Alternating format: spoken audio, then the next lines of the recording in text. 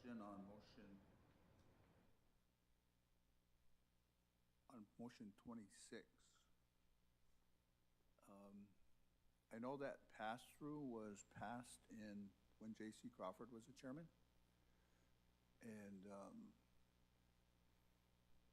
do we continue just to follow that resolution? Because with the next probably 3 years, we're going to see a lot of cuts. I know the motion was passed. And there was, in that pass-through resolution, there was, I think, the schools and the college. And I'm not sure the other entity that was waived on that or used a pass-through, but I really believe that when we have construction for these institutions and entities, they need to budget better. That's just my opinion, because that money that we're giving back now could be used for some of the programs, tribal programs. So just my interjection, just my comments. Thank you.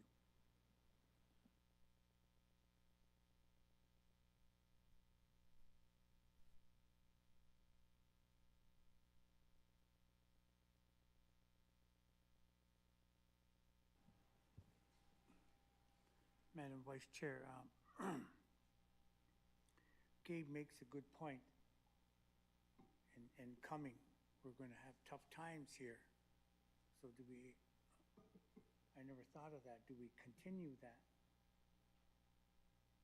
pass-through resolution, considering how far back it was made? But times are different now, and we're going to need it here, our other programs. So that's I'm glad he mentioned that. I wonder how that would go. Go ahead. From my understanding, the request came to previous council. It was discussed on the needs of why they needed that funding back, but the resolution was never discussed. It was either a yes, they requested it and it was approved. I believe I was the only one that voted no on it. But what we can do is we can have our recording secretary, can you pull that resolution when we can, sometime this week, and you guys can review it. And if you guys want to resend that resolution, we can do that. That's not a problem at all, if that's a concern for everyone. So we can go ahead and review it sometime this week or next week once we get copies to everyone, if you guys would like to review. What was your reason for not supporting that? Did you see that we were going to need it here?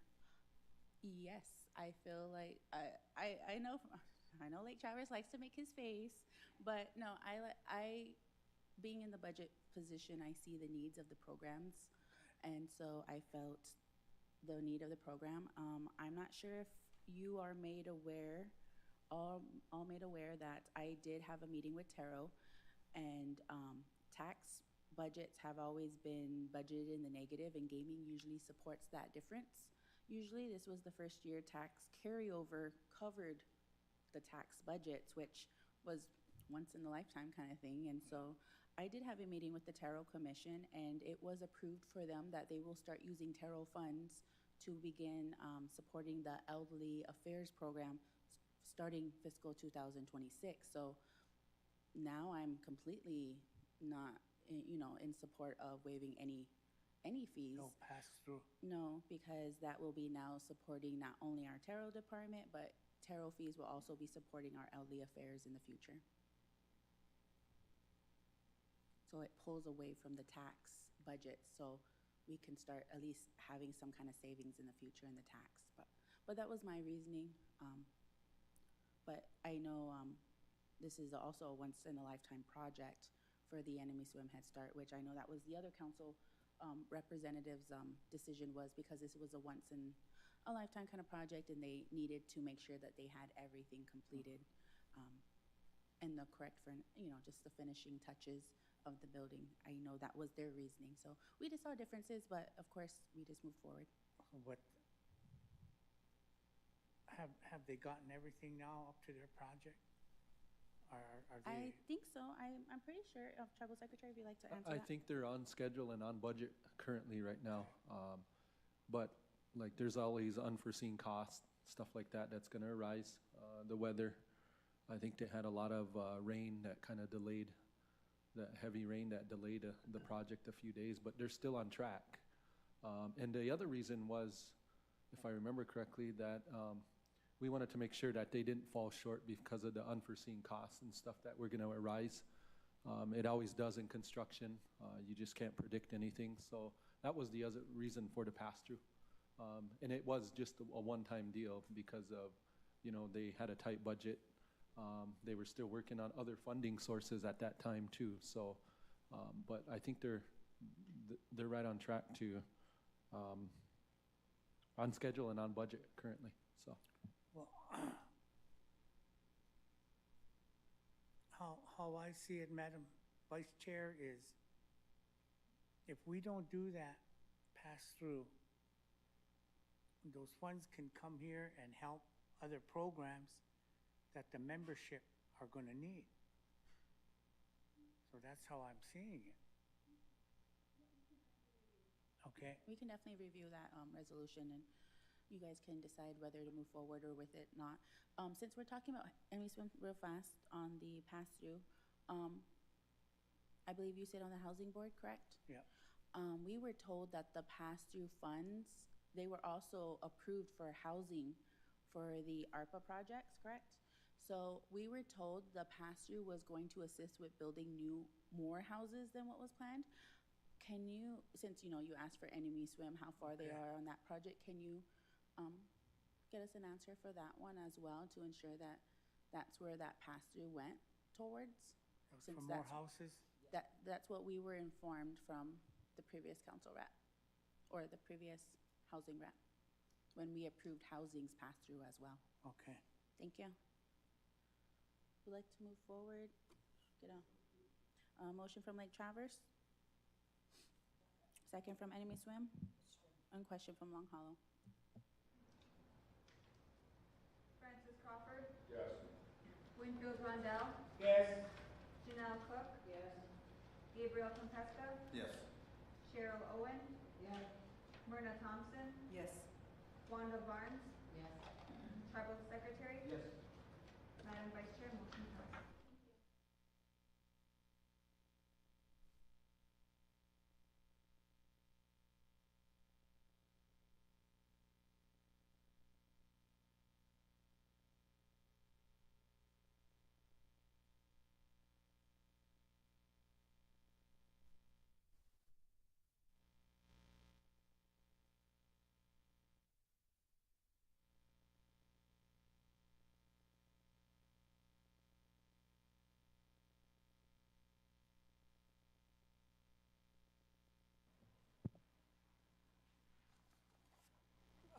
Madam Vice Chair, motion number 63. That updated, is there an amount? Is it, has the amount changed, or what's the updated? Yes, there is. I don't know what the total amount is, but it will begin processing, I believe, for 310,000 will be coming this fall. That's the first payment. I think there was a small increase to the second payment. I don't know the total amount. I can't remember for what we're receiving, but I think the total of all the tribes combined was about $7 million.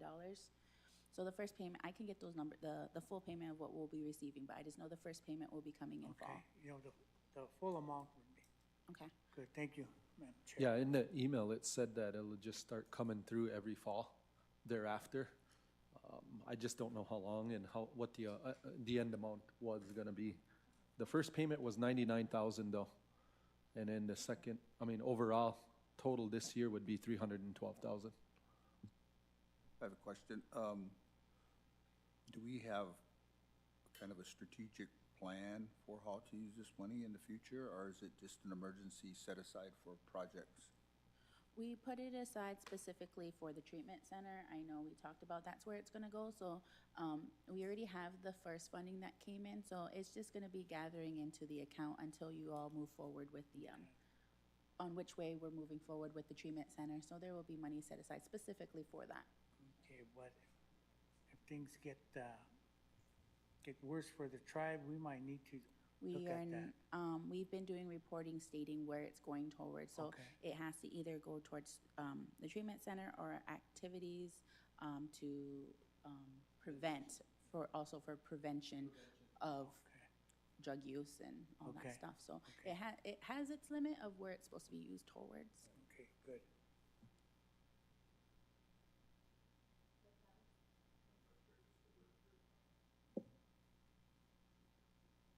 For Lindsay, I was on travel that day of June 27th.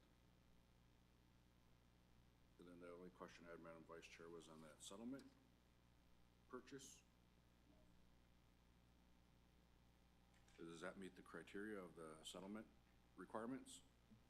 There was supposed to be like emissions and stuff like that. Yes, he received he purchased the vehicle of what was needed. The only thing that changed was the certain type, but it still had the same type of emission engine stuff. And also because the grant at the time, not the grant, the award at the time said it was back in 2022, we moved forward with a 2026. So, but otherwise the emission part is, I don't know. Don't ask me about trucks. But yes, it was used correctly. Well, you got a diesel, you should know. Don't even start with the diesel.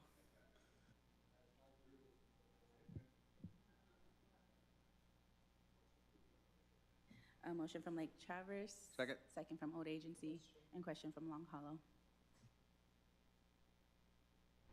Francis Crawford, Yes.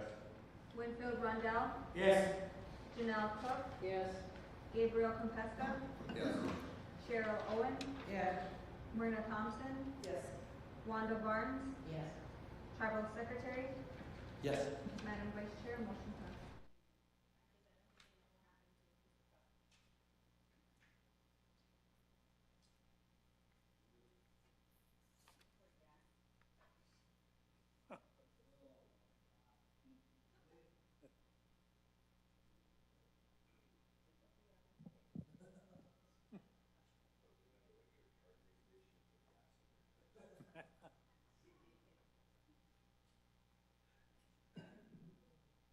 There were one executive resolution, 2505. Motion from Lake Traverse. Second from Tribal Secretary. Question from Long Hollow.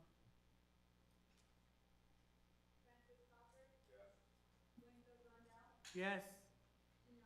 Yes. Yes. Yes. Yes.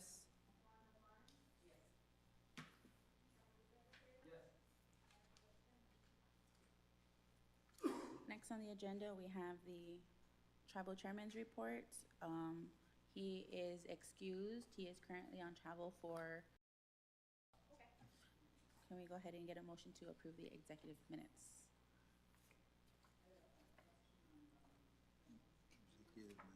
Which one? June 18th. June 18th? Okay. On motion number 3, the request to utilize the indirect cost amount as a different source. Does that take any services away from them to use the indirect cost? So what happened with this program was to approve for the indirect cost to be used for a different source. So it was going to be used for the services and for their wages. Currently, their grant is ending, and it was not, I don't know if it was not requested or approved. I'm sorry, I can't remember that part. From the granting agency, the Office of Department of Justice, it's the OJ grant. So, yeah, OJS, and so that what they're requesting is because this will be its final year for 2026, they requested for that money to be used for the wages instead because the indirect was not approved. So they're moving that source from the indirect to their wages and services. So it's actually going to be more support for victims. Okay, thank you. Haipa? What was the reason that grant wasn't approved? No, it reached its final mark. So it's usually a Oh, so 3-year it's grant. done. Yeah, so what they're using is basically it's carryover to cover this last year. that's why it's being requested to be moved. Okay, so then after it's done now, so how is that gonna be funded? So she is currently going to be working on new applications, from my understanding. There's 2 new applications that are coming up. She is, Rhonda Compesca.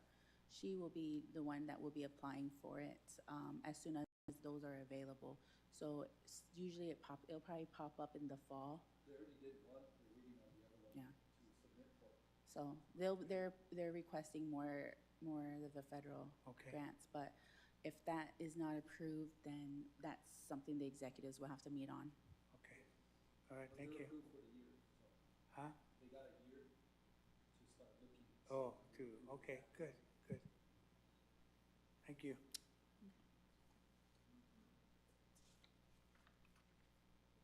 Just one more question. On motion number 5, the 2750 to Erickson for Lighthouse Group Home, what was that used for?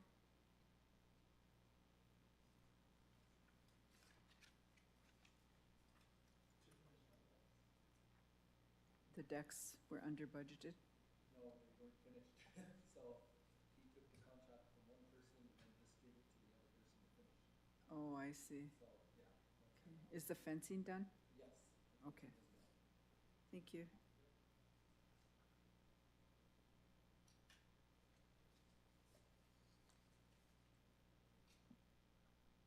Madam Vice Chair, Secretary, I have a question. If you've been watching the news, and Medicaid is going to take a big hit.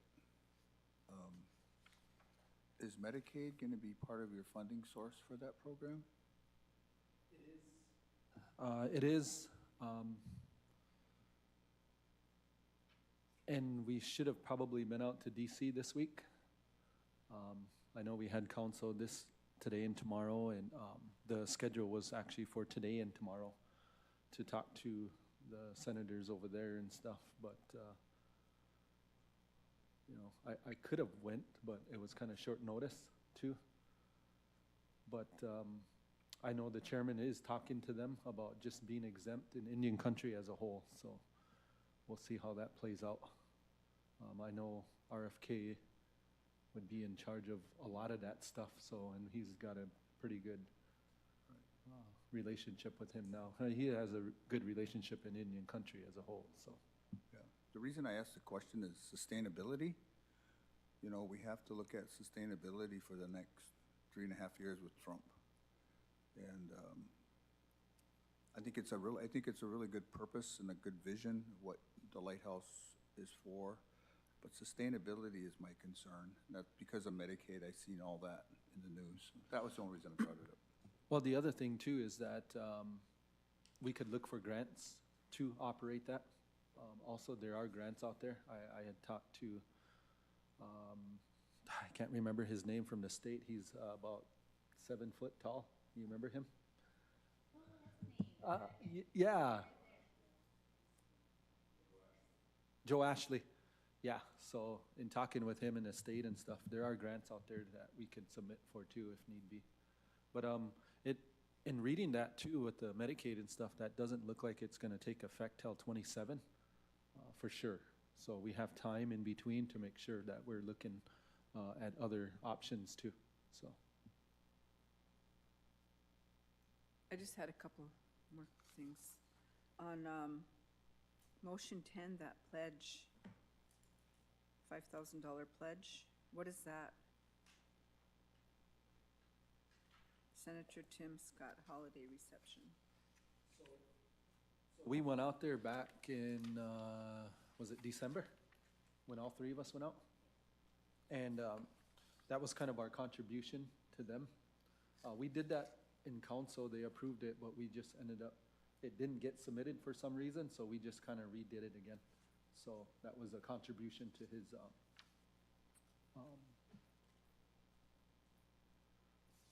those contributions we do every year. That was his for that. Just for his support, basically. And then on motion number 1 of June 24th, that consultant services agreement with Calcor. What is that for? Before we made the motion, we asked council's approval for that. He is still, so we ended the contract with Chris Nixon, but this was the individual who was doing all the work for Chris Nixon. So we kept him on board to assist with finishing what he's doing on this last piece of the audit. Okay. And then he's also assisting with the, that one piece of work,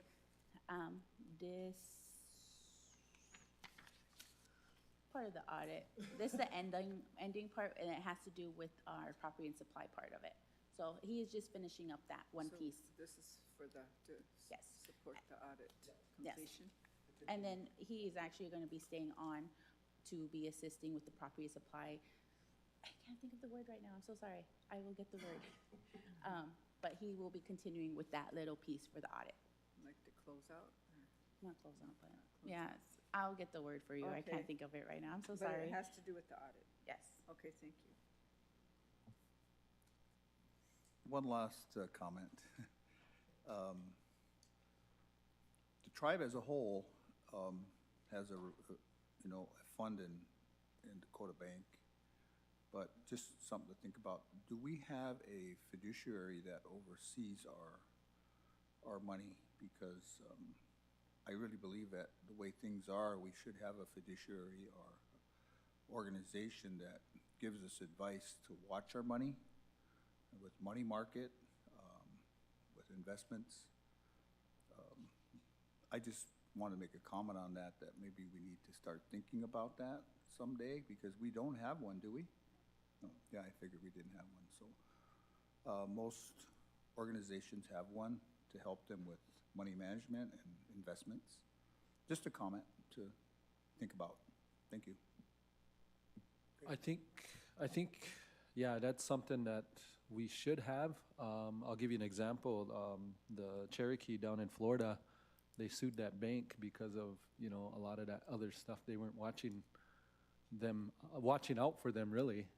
So I don't see that as a bad idea, especially the way things are going now and what we can, like Dakota Bank, we have a lot of assets there. We need to watch those and get updates regularly on what we're doing and how we're saving a lot of that money by having our accounts there. So I agree with that. And they didn't actually play a good role as fiduciary.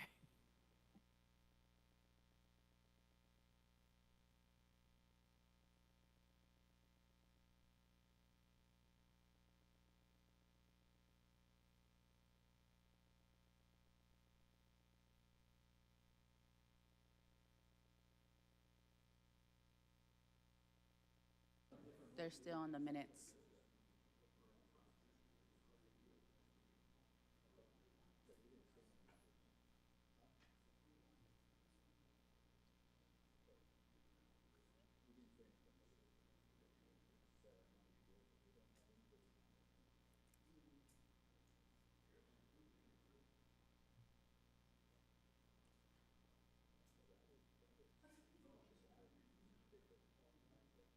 So there's a motion on the floor to approve the chairman's report, written report from Lake Traverse.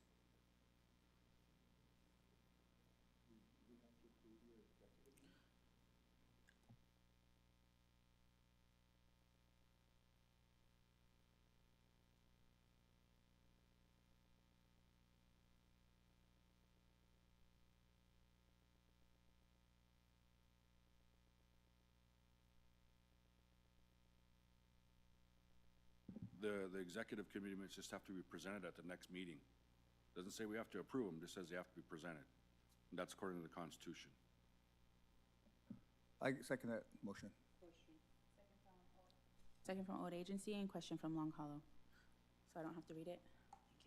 No, we can read it. Francis Crawford? Yes. Winfield Randall? Yes. We can read. Yes. We can read. Gabriel Pesca? Yes. Cheryl Owen? Yes. Myrna Thompson?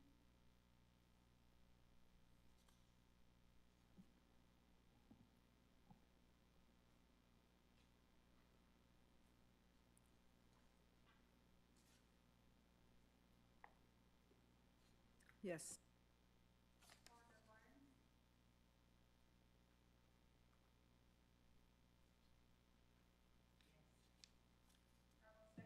Yes. Thank you.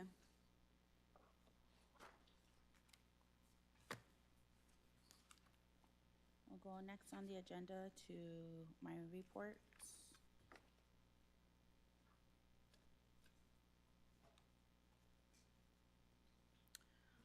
For the month of June, we completed and attended General Council. I would like to thank my staff, Budget Office, Dakota Language Institute, and Facilities for making the rotunda and the booklets look good. So thank you to all those that were able to assist. I was able to meet with Property and Supply and our insurance company. We reviewed some insurance policies. From my understanding, there was 3 deductibles, 3 claims that have came about. So with that, each deductible is $10,000.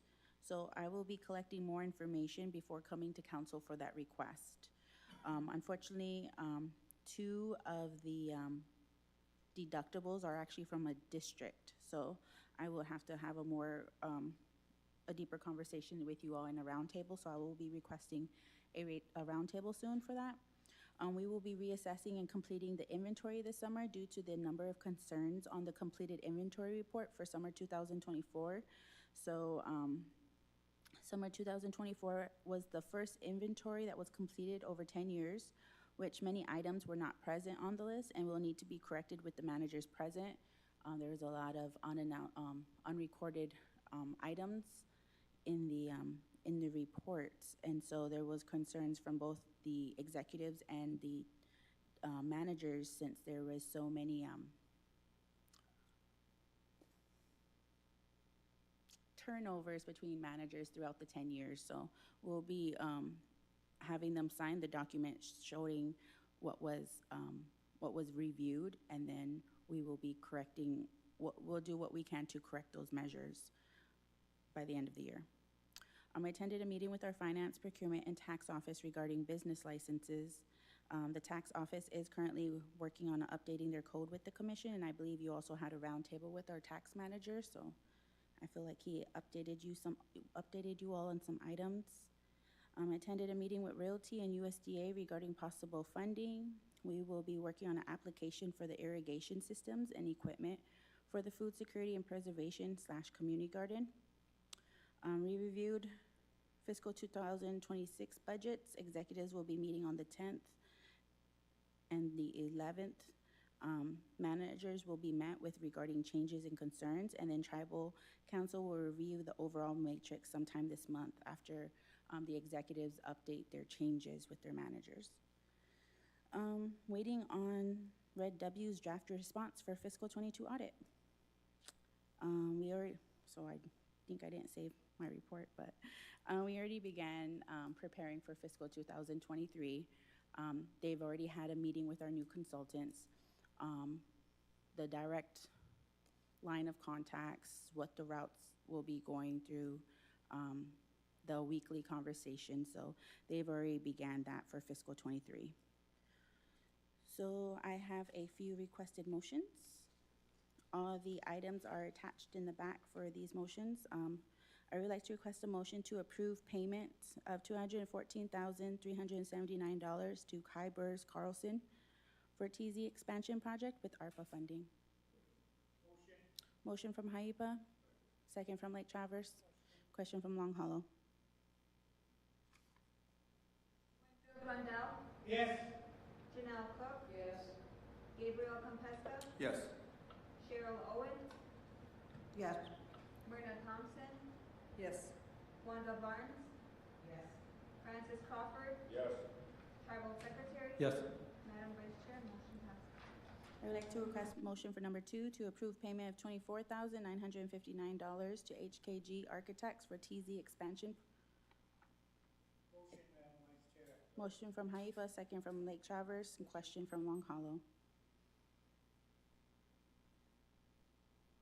Winfield Rondell, Yes. Janelle Cook. Yes. Gabriel Campesca, Yes.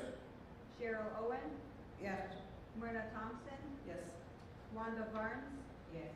Francis Crawford, Yes. Tribal Secretary. Yes. Madam Vice Chair, motion passes. Thank you. Request a motion to approve payment of $5,876 to GSDW for Enemy Swim Day School. Motion from Lake Traverse, second from Enemy Swim, and question from Long Hollow. Francis Crawford, Yes. Winfield Rondell, Yes. Janelle Cook, Yes. Gabriel Compesta, Yes. Cheryl Owen, Yes. Myrna Thompson, Yes. Wanda Barnes, Yes. Tribal Secretary, Yes. Madam Vice Chair, motion passed. Thank you. Fourth, I would like to request a motion to approve payment of $714,507 to Gao Construction for Enemy Swim Day School construction project. Motion. Motion from Enemy Swim, second from Lake Traverse, and question from Haipa. Cheryl Owen, Yes. Myrna Thompson, Yes. Wanda Barnes, Yes. Francis Crawford, Yes. Winfield Rondell, Yes. Janelle Cook, Yes. Gabriel Compesta, Yes. Tribal Secretary, Yes. Madam Vice Chair, motion passed. Thank you. Next, to approve payment of $237,350 to Comstock Construction for Enemy Swim Head Start project. Motion.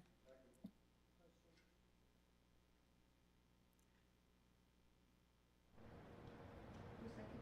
Sorry, I was like half listening. I'm sorry. Question from, second from Lake Traverse. I'm sorry. I was looking at a text message. So. Yes. Myrna Thompson, Wanda Barnes, Francis Crawford, Yes. Winfield Rondell, Yes. Janelle Cook, Yes. Gabriel Compesta, Yes. Tribal Secretary, Yes. Madam Vice Chair, motion passed. Thank you. Number 6, to approve payment of $7,989 to the construction office for Dakota Pride renovations with ARPA funding. Motion from Lake Traverse, second from Haipa, question from Long Hollow. Francis Crawford, Yes. Winfield Rondell, Yes. Janelle Cook, Yes. Gabriel Compesta, Yes. Cheryl Owen, Yes. Myrna Thompson, Yes. Wanda Barnes, Yes. Tribal Secretary, Yes. Madam Vice Chair, motion passed. Thank you. Number 7, to approve payment of $5,788 to construction office for the dispensary renovations with dispensary budget.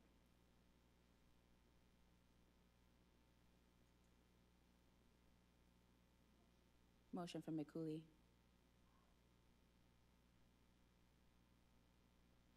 Second from Tribal Secretary. Question from Enemy Swim. Myrna Thompson, Yes. Wanda Barnes, Yes. Francis Crawford, Yes. Winfield Rondell,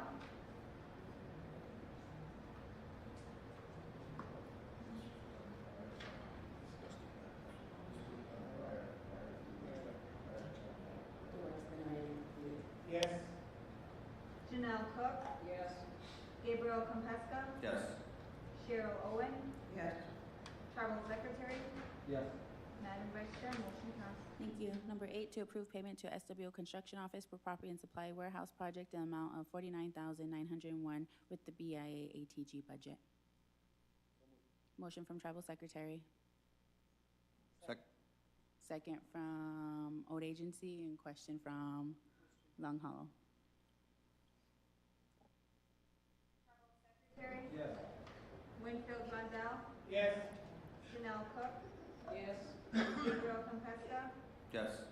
Cheryl Owen, Yes. Myrna Thompson, Yes. Wanda Barnes, Yes. Francis Crawford, Yes. Madam Vice Chair, motion passed. Thank you. And number 9, to approve payment to SWO Construction Office for the Enemy Swim Head Start project in the amount of $110,751 with BIA ATG budget. Motion from Lake Traverse, second from Enemy Swim, question from Long Hollow. Crawford, Yes. Winfield Rondell, Yes. Janelle Cook, Yes. Gabriel Compesta, Yes. Cheryl Owen, Yes. Myrna Thompson, Yes. Wanda Barnes, Yes. Tribal Secretary, Yes. Madam Vice Chair, motion passed. Thank you. And last, number 10, to approve the letter of support for Voices of Our Ancestors grant application to Shakopee in the amount of $250,000. Motion. Motion from Haipa, second from Lake Traverse, and question from Long Hollow. Winfield Rondell, Yes. Janelle Cook. Yes. Gabriel Compesta. Yes. Cheryl Owen. Yes. Myrna Thompson. Yes. Wanda Barnes. Yes. Francis Crawford. Yes. Tribal Secretary. Yes.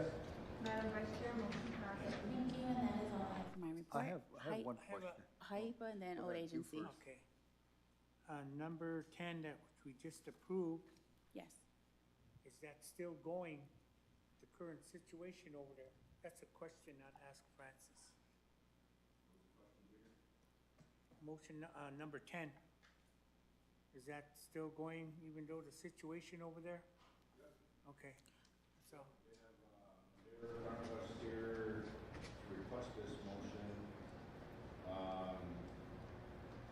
Madam Vice Chair, I think she seen that they had like some carryover from the previous allocation that the tribe gave them, so they have money to carry over this fiscal year.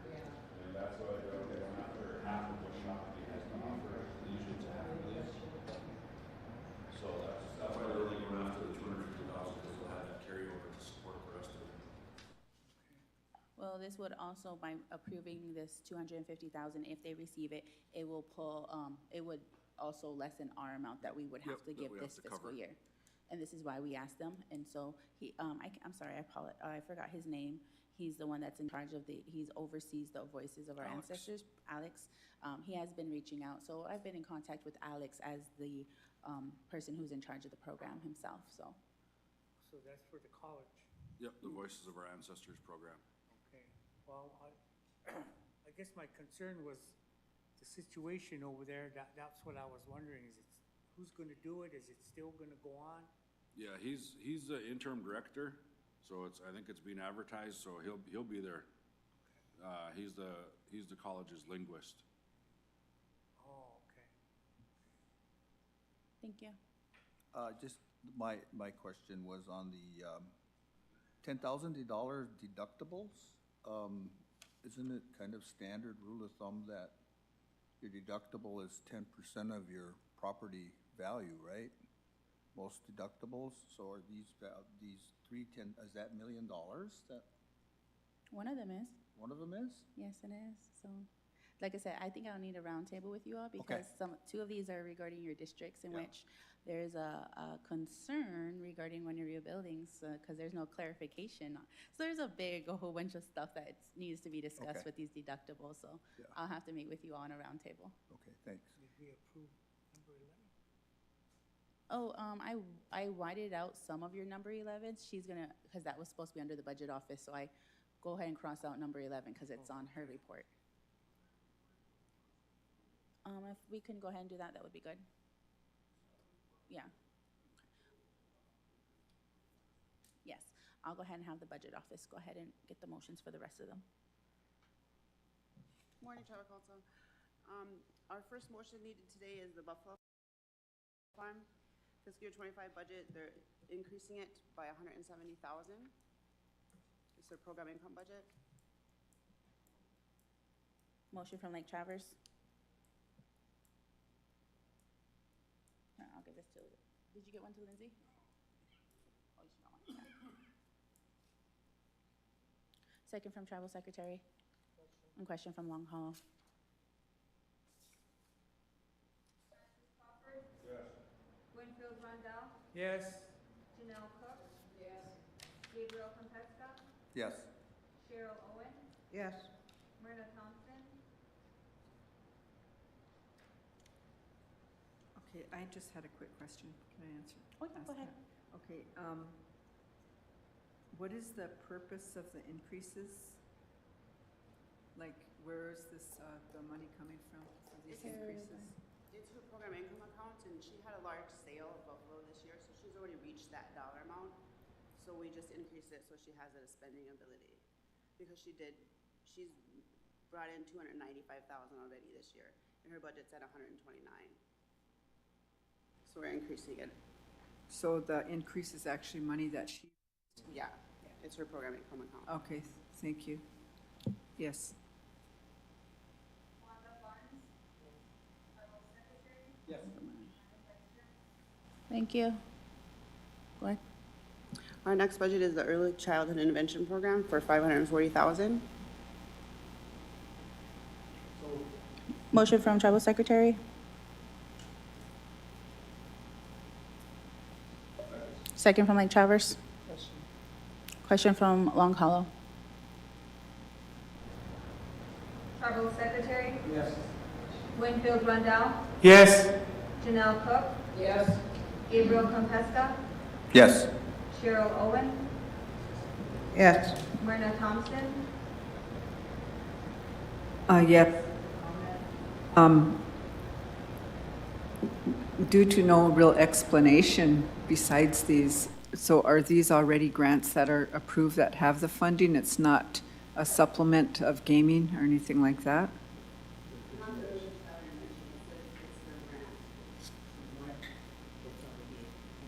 Laura, can you put your mic on? It's their grant on the Early Child Intervention one. It says grant amount $540,000. Yeah, Yeah, yeah, there's, and, there's no match or no gaming that comes out of that. okay, is there, if it's gaming, can you identify that when you Okay. request it? Thank you. Actually, I'll go ahead and tell you right now which ones are gaming. The elderly day increase, that will be gaming. Human resources will be indirect. Income. Reservation election board, that will be gaming.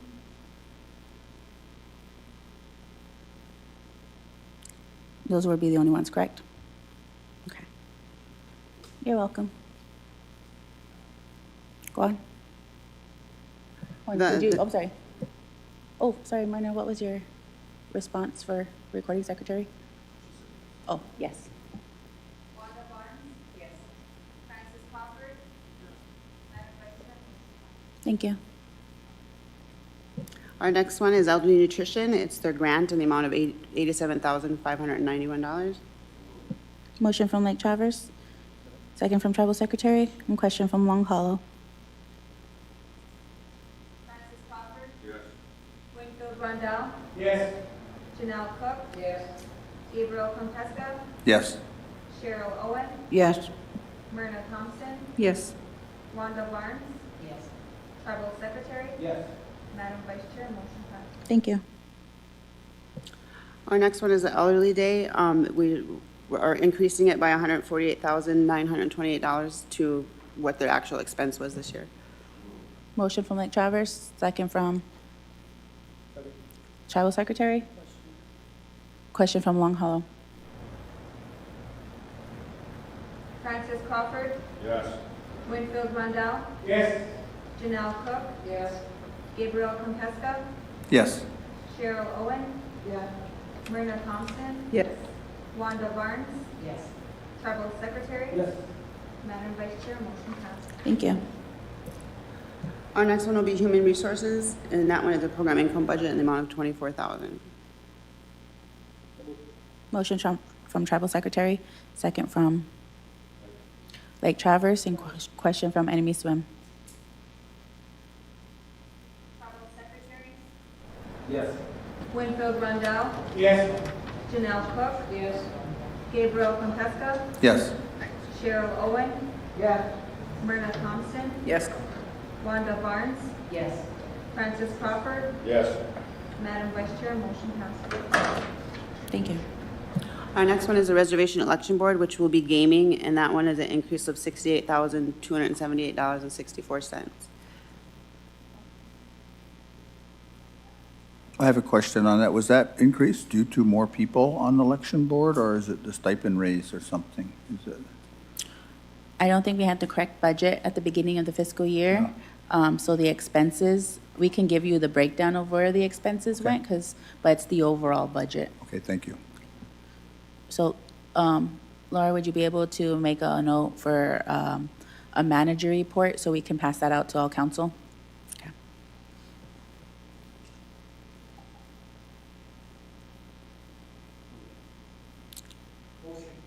REB. Motion from Haipa, Second. second from Old Agency. Question from Long Hollow. Winfield Rundell? Yes. Janelle Cook, Yes. Gabriel Compesca, Yes. Cheryl Owen, Yes. Myrna Thompson, Yes. Wanda Barnes, Yes. Francis Crawford, Yes. Tribal Secretary, Yes. Madam Vice Chair, motion passed. Thank you. Our next one will be OAP, their program income budget in the amount of $8,600. Motion from Lake Traverse, second from Second? Old Agency, and question from Haipa. Gotta be faster, Janelle. Francis Crawford, Yes. Winfield Rondell, Yes. Janelle Cook, Yes. Gabriel Compesca. Yes. Cheryl Owen, Yes. Myrna Thompson, Yes. Wanda Barnes, Yes. Tribal Secretary. Yes. Madam Vice Chair, motion passed. Thank you. Our next one will be peer recovery, their grant in the amount of $400,000. Motion from Lake Traverse, second from Second? Old Agency, and question from Haipa. Francis Crawford, Yes. Winfield Rondell, Yes. Janelle Cook, Yes. Gabriel Compesca, Yes. Cheryl Owen, Yes. Myrna Thompson, Yes. Wanda Barnes, Yes. Tribal Secretary. Madam Vice Chair, motion passed. Thank you. Our final budget one will be the Volkswagen settlement in the amount of $241,750.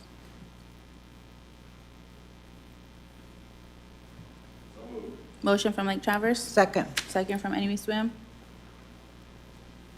Question. Question from Long Hollow. Haipa, did you have a real question? Yes, so what is that? So it was that money that we were talking about that was for the vehicle, that truck vehicle that we spent. We're just moving it into a Oh, different budget, so okay. the expenses go into a different account. So then that way, if we have to do a report on it, it's separated from the overall accounts. Okay, thank you. You're welcome. Francis Crawford, Yes. Winfield Rondell, Yes. Janelle Cook, Yes. Gabriel Compesca, Yes. Cheryl Owen, Yes.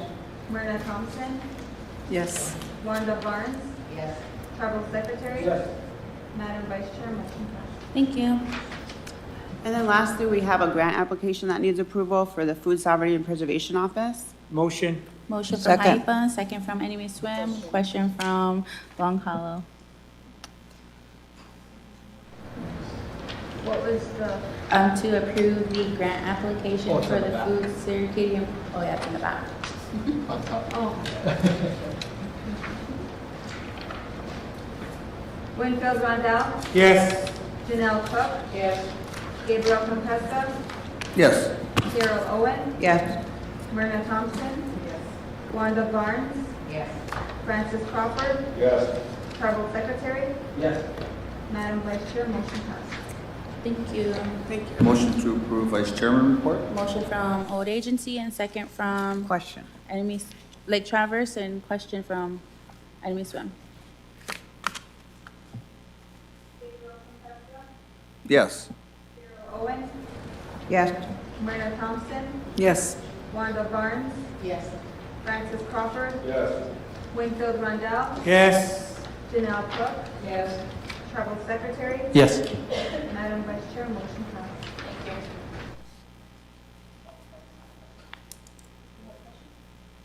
No, no.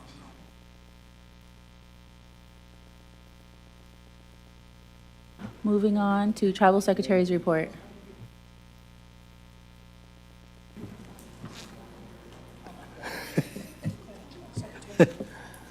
Thank you.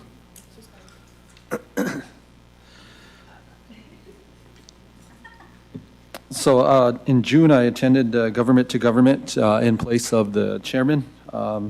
We had a dinner with the governor at the governor's mansion that night before. The purpose of the meeting was to introduce North Dakota officials to tribal delegations and to discuss partnership opportunities. I provided a summary of SWO activities at the event and visited with other tribal leaders. It was kind of laid back. It was right by the actual building there, that big tall building. It was kind of cool. Never been to a governor's mansion before, so that was kind of, I didn't know where to park. I parked in the back, and then I ended up, it was one way, so I ended up coming back out, and I ended up parking on the street anyway. It was kind of weird. But he was really laid back. He kind of really, well, from the conversations he had with the chairman, he really knew what our tribe was doing and what we were looking at. So it was kind of good to just pick up a conversation with him, and he already knew the stuff we were doing because of his relationship with the chairman. So that was good. Kind of broke the ice. I didn't know what to expect. And then I attended the Great Plains Tribal Leaders Health Board quarterly meeting in Tama, Iowa on June 10th to the 12th. The main topic there was the Medicaid and how probable funding cuts will impact tribes in the region and stuff. So we kind of got a good talking points for the third quarter meeting coming up here. That'll be taking place in Bismarck in September. There's a Canadian delegation of relatives from Standing Buffalo visited SWO to discuss our language curriculum. We also discussed partnerships on possible intertribal commerce ventures and future economic development projects. It was really good to see them. It was, just meeting them for the first time, it's like they were relatives, like we haven't seen each other in a while. It kind of felt like that. Lake Traverse District did a wonderful job in hosting them and feeding them, and so that was really awesome that they all came and shared a meal with everyone before they left. I think over half of them were leaving that day, and then some of them were staying for later on. The Lighthouse Group Home Director has started, and she will begin moving forward with hiring staff and finalizing policies for staff in the facility. She will then transit establishing licensure for the state. I just got word a couple minutes ago that we do have a date pinned down for the 28th in Sioux Falls with the state. That'll be Kevin Canta. We're going to meet with him on possible what we need to do to get the group home licensed. So I'm excited about that because we've been trying to get a meeting with him for a long time, and unfortunately he's been on travel and busy himself. So I locked that meeting down for that afternoon. So I'll be going down there to visit with him. I'll be bringing a director, and Joseph Ashley will be in attendance too. So it's going to be, hopefully we'll get some answers to how we can get the group home license quicker. So we're continuing to meet for the wellness center also. It's just kind of temporary on hold right now because of the funding issue. So we'll just continue to meet until we hear otherwise, and make sure that we're ready to go when the time comes and funding comes available to us. So I only have 2 action items. They are in the packet. One, to authorize the Early Childhood Intervention Program to utilize Rochelle Half-a-Day to provide food for the ISEP Summer Bash they have at the Memorial Park in the amount of $9,000 with the ISEP budget as a funding source. Always. Question. Motion from Haipa, second from Lake Traverse, and question from Long Hollow. There's a flyer out. I'll get it for you guys.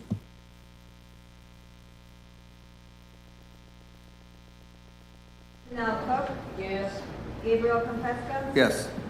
Cheryl Owen. Yes. Myrna Thompson.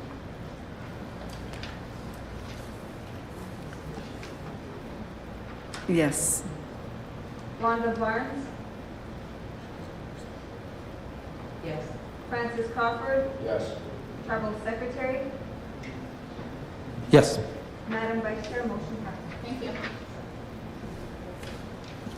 The second one is to approve payment to Eagle Sun Systems Products, Inc. in the amount of $8,075 for the Tribal Assistance System Annual Software Maintenance Fee in the Employment Training Service budget as a funding source. Motion from Lake Traverse. Second. Second from Old Agency, and question from Long Hollow. Francis Crawford. Yes. Winfield Rondell. Yes. Janelle Cook. Yes. Gabriel Compesta. Yes. Cheryl Owen. Yes. Myrna Thompson. Yes. Wanda Barnes. Yes. Travel Secretary. Yes. Madam Vice Chair, motion passed. Thank you. Yeah, I'll open up for questions. Cooley? Okay, I had a couple of questions.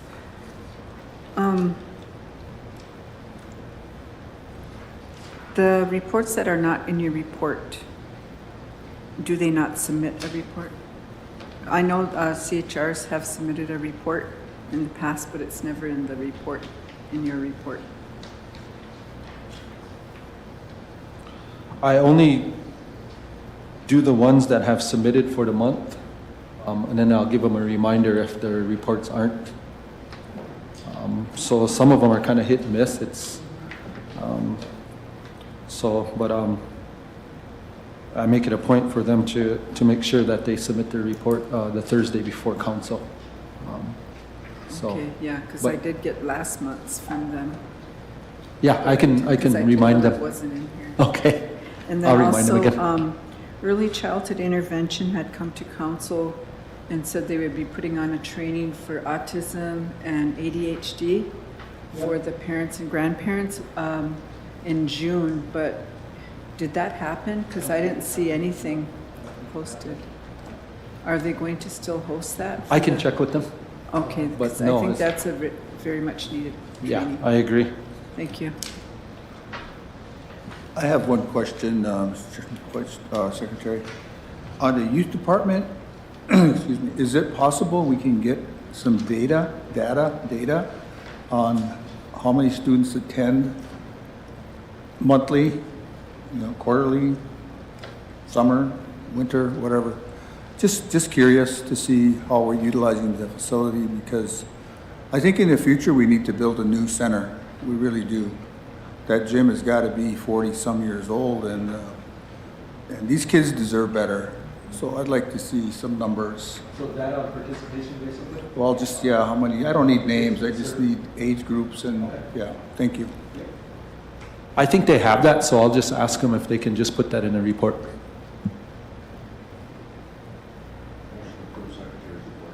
Motion from Lake Traverse, second from Enemy Swim, and question from Long Hollow.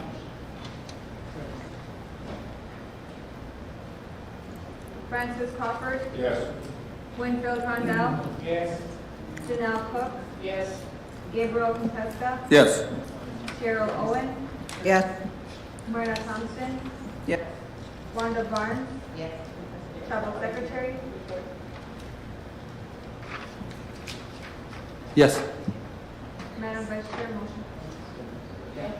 Oh, can I have one more motion before we move on? I'd like to make a motion to, for the elderly NICOA trip not to exceed 24,000. Motion from Travel Secretary, second from Buffalo Lake.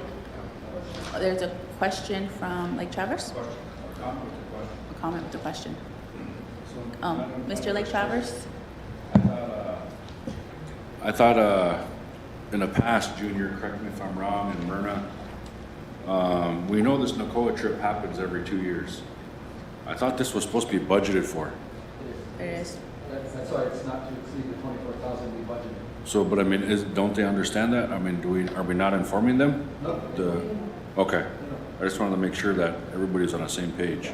We met with Wanda yesterday on the budget part of it. They're breaking it down and stuff. Okay. In a meeting on it. I gave them the number a few months ago too. So. Yeah. Question from Lake Traverse. Travel Secretary. Yes. Winfield Rondell. Yes. Janelle Cook. Yes. Gabriel Compesta. Yes. Cheryl Owen. Yes. Myrna Thompson. Yes. Wanda Barnes. Yes. Francis Crawford. Yes. Madam Vice Chair, motion passed. Thank you. If there's no more questions or comments, we'll go ahead and go into break. and we'll come back at 10. Madam Vice Chair? Yes, Oh, she's on there again. I didn't see her. I don't know her, she left her. that's what I said, I was gonna let her come on, but, yeah. Geraldine, yeah. Shouldn't be- This was not even, discussed. Do you know if it went in front of the chairman? Because I don't think the chairman brought this up either for her request. Usually the request comes through first before it comes straight to council, so I was just wondering. But, I just want to go over.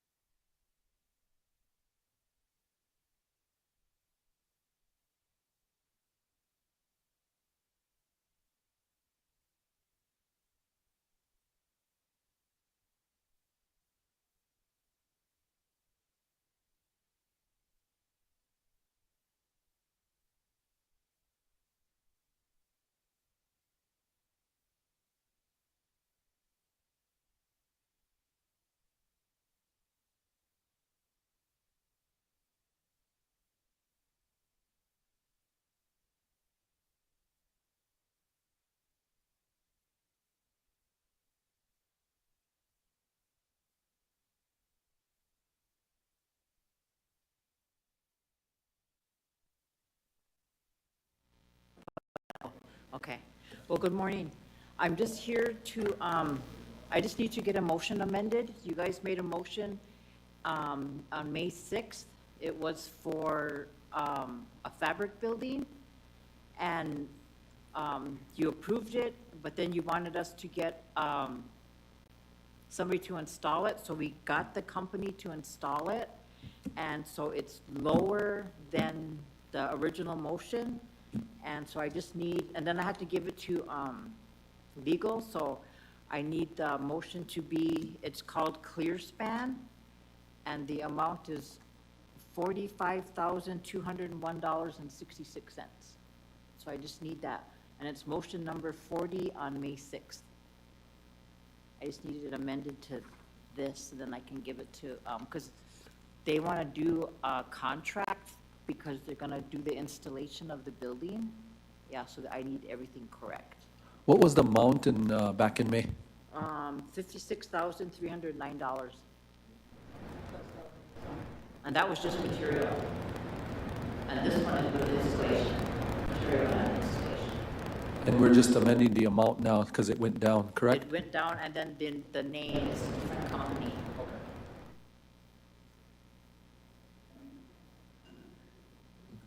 What's the new company name? It's called ClearSpan.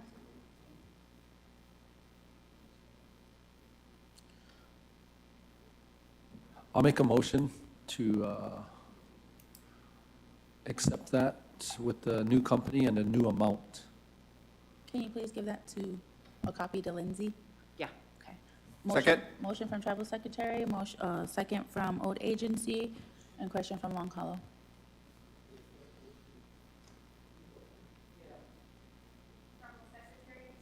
Yes.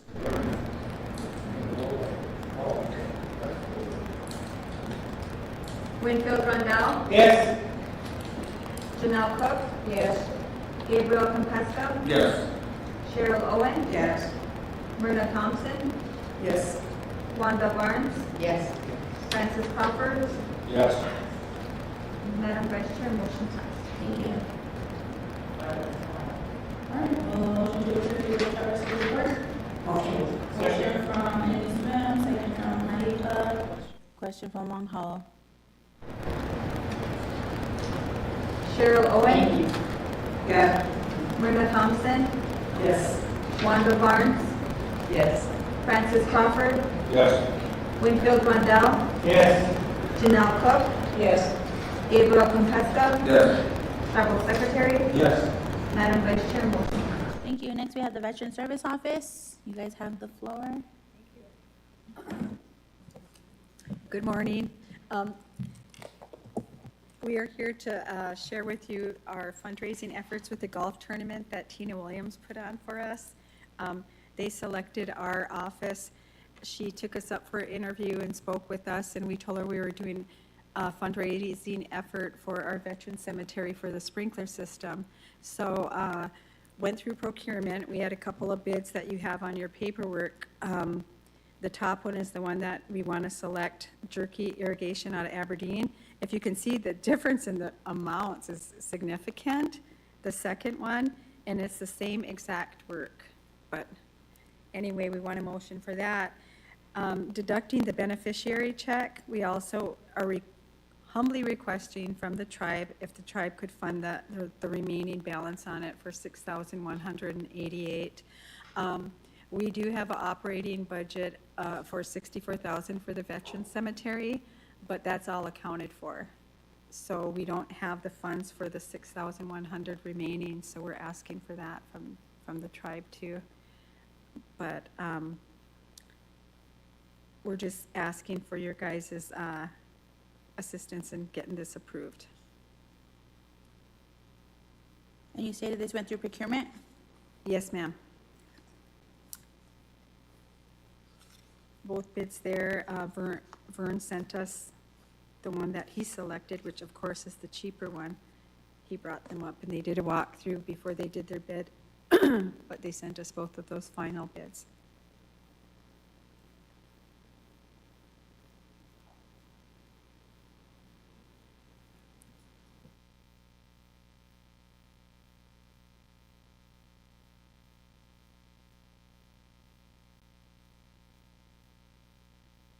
I would like to request next time, well, actually, if this is on camera, I would like to request that all managers, anything with funding, it usually goes to the budget office for requested funding or your executive, because I just talked to the chairman and he stated he didn't know anything about this before coming into the office, but we'll go ahead and, if council likes to move forward on it, we can. But I would say for every manager to ensure that they visit the budget office before coming in front of council, because this didn't come in front of us, but I will, we'll go ahead and just say capital improvement if you guys would like to. Funding source will have to be, I would like to request capital improvement. Motion. Second. Motion, Tribal Secretary, second from Enemy Swim, and question from Long Hollow. The motion will be to approve the request of the Veteran Service Office for $6,188.40 from capital improvement to support this. And then I'll request a second motion for the quote. Oh, no.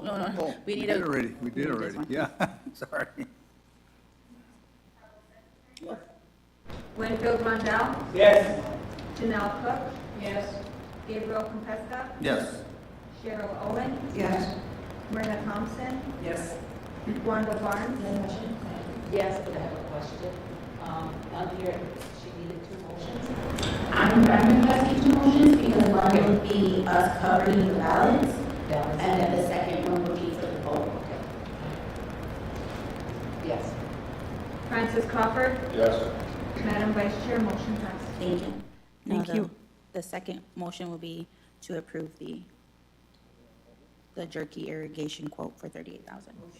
Motion from Haipa, second from Enemy Swim, question from Long Hollow.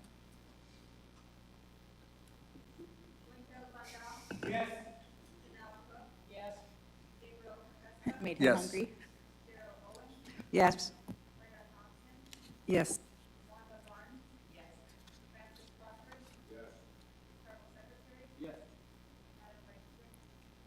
All right, and then, Did we get free jerky? I know. I seen you smiling when you said his name, Jerky. We said the same thing when we got his bid. Thank you so much, all of you, for the support for the Veteran Cemetery. Thank you. motion from Lake Traverse, second from, Second. Buffalo Lake. Oh, did you have a question? Okay. Okay, yeah, he was gonna say Buffalo Lake question because she put her hand up first. And then question from Enemy Swim? Okay. Francis Crawford. Yes. Winfield Rondell. Yes. Janelle Cook. Yes. Gabriel Compesta. Yes. Cheryl Owen. Yes.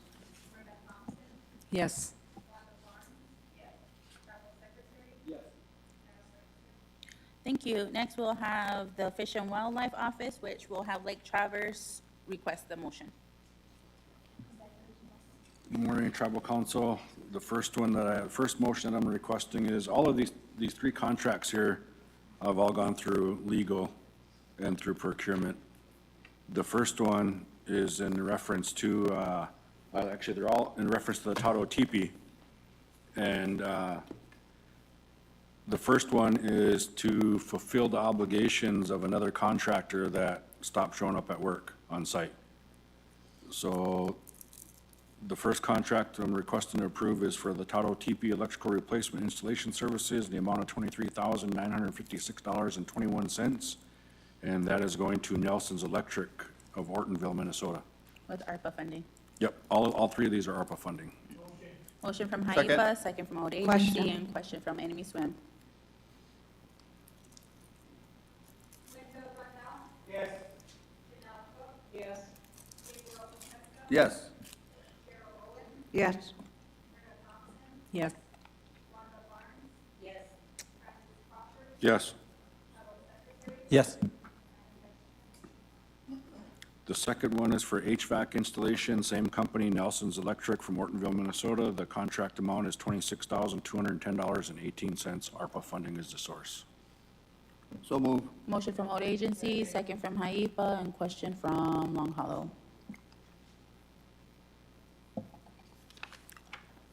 Gabriel Compesta. Yes. Cheryl Owen. Yes. Yes. Yes.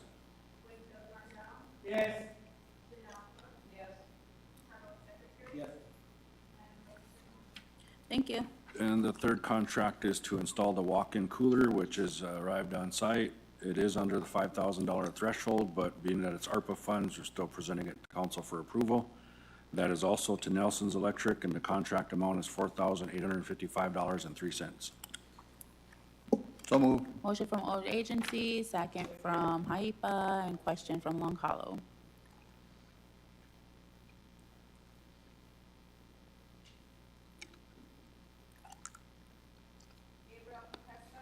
Yes. Yes. Yes.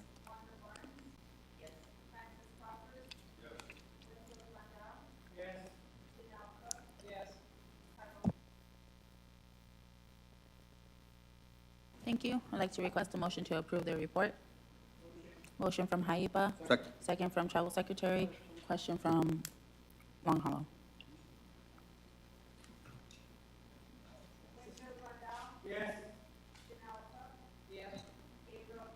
Yes. Yes. Yes.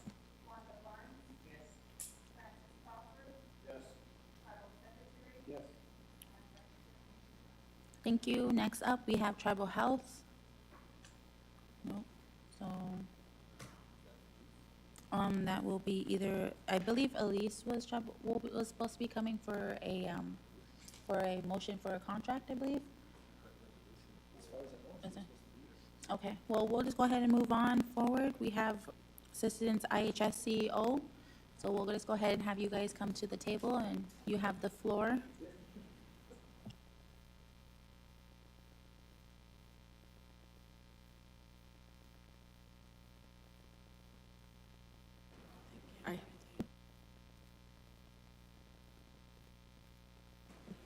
Okay.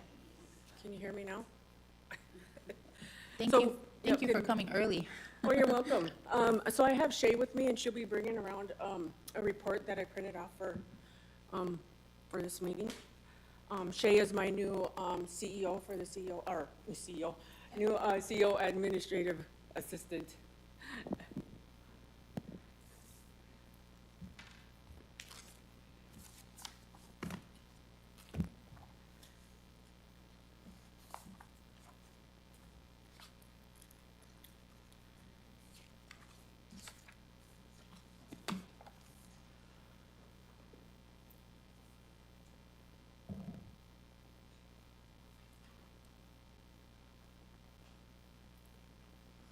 Okay, I will just read through the report, starting off with the monthly summary of funds. And here it indicates the annual budget, which was $68,192,018. Expected for the fiscal year 2025 is $39,121,874. Our projected budget and annual projected costs for fiscal year '25 is $30,117,610. Our actual cost from October to May is $31,977,153. We are at an actual expenditure of 43.5%. The purchase and referred care, also known as PRC, our fiscal year funding is $8,776,011. Spent year-to-date is $4,489,807. Our weekly spending average is $169,227. Our medical priorities are priorities 1 through 3. That covers a lot of all referrals. Some of those that are not covered is like cosmetic surgery and stuff like that. Our fiscal year third-party collections, fiscal year '25 third-party collections, our current collections is $9,014,765. Our goal to meet, we exceeded that by 14%. Of the fiscal year goal is $7,923,453. The above amount of that is $1,091,307. To note on the fiscal year third-party collections, May 5th, we did start screening for expanded Medicaid. That has been an ongoing effort for the last 2 to 3 years, so we've really increased that since May. Just to note also, I put on top of here in the gray border that the carryover, our third-party current year covers salaries. And then any current year left over, that turns into prior year. Our prior year can cover projects, service contracts, and supplies of that nature. Our staffing, for the service unit all, we have 195 total positions funded. Encumbered, as of May or June 1st, we have 145. Our vacant positions are 59. Out of those, the priority are medical physicians. We have 6 physicians vacant, 5 nurse practitioners vacant, and then we have 4 dentists vacant. Our nursing staff is well staffed. We have 2 current selections being made, and then we should be at full staff. Those are meaning coming on board. Our pharmacists, we are no vacancies. And then we have 1 PA who is part-time, a physician assistant. Then moving on to the next page, operational summary. Our accreditation status, that is taking place in September this year. We expect the surveyors to be on site mid-September. We don't have an exact date at this time. We don't get it until like 2 weeks before. So all our attention and work, we are gearing towards getting everything in place and covered under those to meet that status. Our extended hour clinics available are Monday through Friday, 8 to 8. We are open Saturday and Sunday, 1 to 5, and we are open all federal holidays. Number of days to next available appointment for outpatient clinic, we have 3 full NPs, nurse practitioners, 1 PA who is part-time, and 1 physician, supervisory physician. The NPs are out till September to late October. We are operating as of June 30th with no contractors to supplement our medical providers. So we have worked in to our permanent providers the same day our walk-in appointments. And each one, and that's gonna cover up to 12 same-day appointments. Our dentists, we have 1 supervisor dentist, and she went to training, and she is gonna be scheduling appointments at CDP for the youth. Expected to be in September to be seeing those patients. We have 1 hygienist, and we also have a TDY, a commissioned core, who's on site for 30 days. And we have 1 full-time dentist. She's booked out till the end of the year. We have 1 contract dentist who is with us until December 2025, and he is booked out until November 2025. Our optometrist is still by referral. We do have a contract in place. That is something new, beginning or mid-May, I believe that was when it became valid contract, and we are sourcing a candidate through that contract at this time. So that's the operations updates. We are having our 3rd quarter governing board reporting. It's virtual. That's with Great Plains Area Leadership. I will be sending out an invite to the execs. You're welcome to attend. July 30th, and I believe that is at 1 o'clock. So invite is forthcoming on that. Our accomplishments, we do have staff from the Woodrow Wilson who are encouraged to attend. They have received the Director's Award for fiscal year 2024. These categories are individual area awards, team awards, individual customer service, and team customer service. Opportunities, we have weekly calls with contracting officers, opportunity to ask questions regarding our service unit needs, such as to reflect that, we are operating without supplemental medical provider contract. So we are keeping on top of that. And then also with the optometry contract, that's how we, kept the process in place, and we're working to vendor source a candidate for that. Our challenges is contracting, due to new processes and the approving process with the reorganizational process within the administration. We have a new process to learn. They have weekly approval process. We enter, they approve, they review, they approve. Once they approve, then we can move forward with our process. And that's all the way up to headquarters. We also have a reorganization of our HR. We used to operate through the Great Plains area for our hiring. We now do that through a portal. That's as of June 1st, we have the portal to access. We go through the portal, and then somebody will be in contact with us, and then they'll walk us through their process and how that is done. So that is really new to us, and we're learning that process. Under that one HR, they are doing the recruiting, the separation of services of employees, personnel, benefits, and general HR support. And then our recruiting measures, the MD providers, no applicants to report at this time. We still utilize the USA Jobs, but again, we are also going through the new HR process of entering our needs through that portal. We are still on a hiring freeze, although not for the direct patient care. We can hire medical doctors, dentists, lab, radiology staff. And then on the USA Jobs, we do have an open and continuous USA Jobs for our optometrists. I have a question. Can you explain, because we are community-wide, can you explain the process of how third-party billing helps the elderly affairs for referrals for gas assistance? How that, because we had a problem about a month ago, we ran out of money. And there was no assistance provided for optometrists.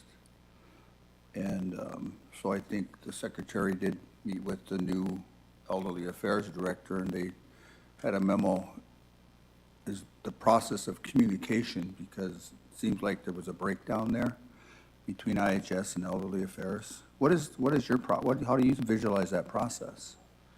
Well, currently, I've heard, I haven't been officially at any meetings, that the transportation on the tribal side has changed. But apparently, what happens is that if they have a referral, the patient will get a letter from PRC, and then they take it out to the elderly affairs, and then they get approved in their processes. Do you assist in any of the funding for that, IHS? Tribal, yes, they have 638, some of that funding through the elderly and the transportation. I actually have a comment for that as well. That actually goes to Sarah Dakota. She does the overseeing of the 638 contracts, including elderly affairs. So it's actually Sarah Dakota she works with Sarah Dakota, and then Sarah Dakota works with the elderly affairs on the amounts in which we were informed a few months ago that it was going to run out due to the increase that was made without communication, I guess, of how much it would be shortened when it was increased. So for a more detailed thing, that will be between Sarah Dakota that sees that 638 contract part of it for us. Lake Traverse? Madam Vice Chair, I think what Gabe's getting at is the shortfall is because of the lack of medical professionals at IHS, causing all these extra referrals to be referred out for our members. And yes, it is 638 portion that comes back to the tribe for assistance in getting our members to their appointments. I think what Gabe's asking is, how can we increase that revenue or that funding to come back in because of the lack of medical personnel at IHS? Correct? So it says on your recruiting that the PRC referral-based services is for the optometry.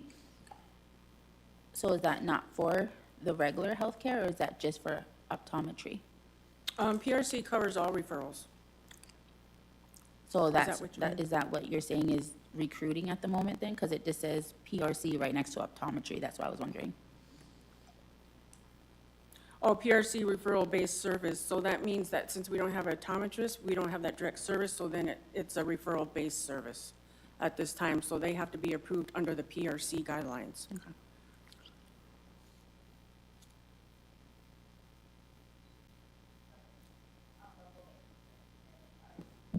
I have a question.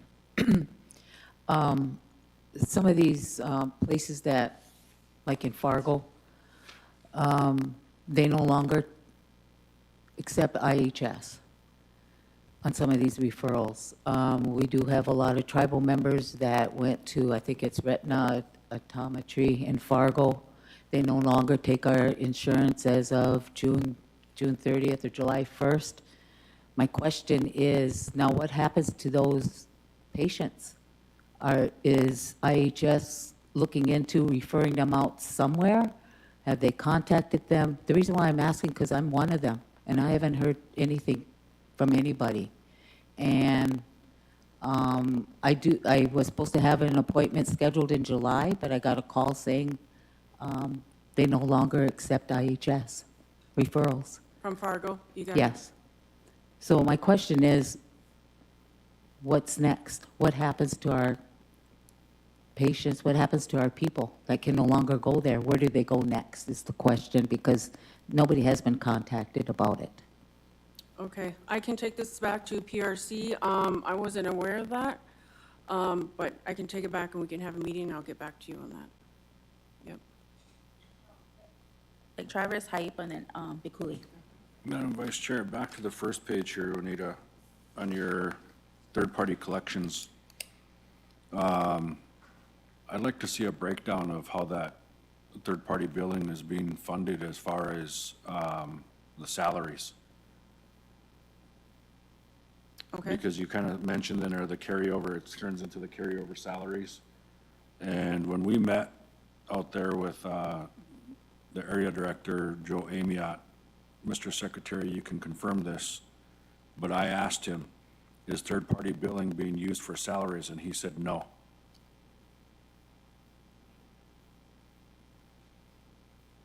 So then the reason why I asked that is because IHS is funded by the federal government, which includes salaries.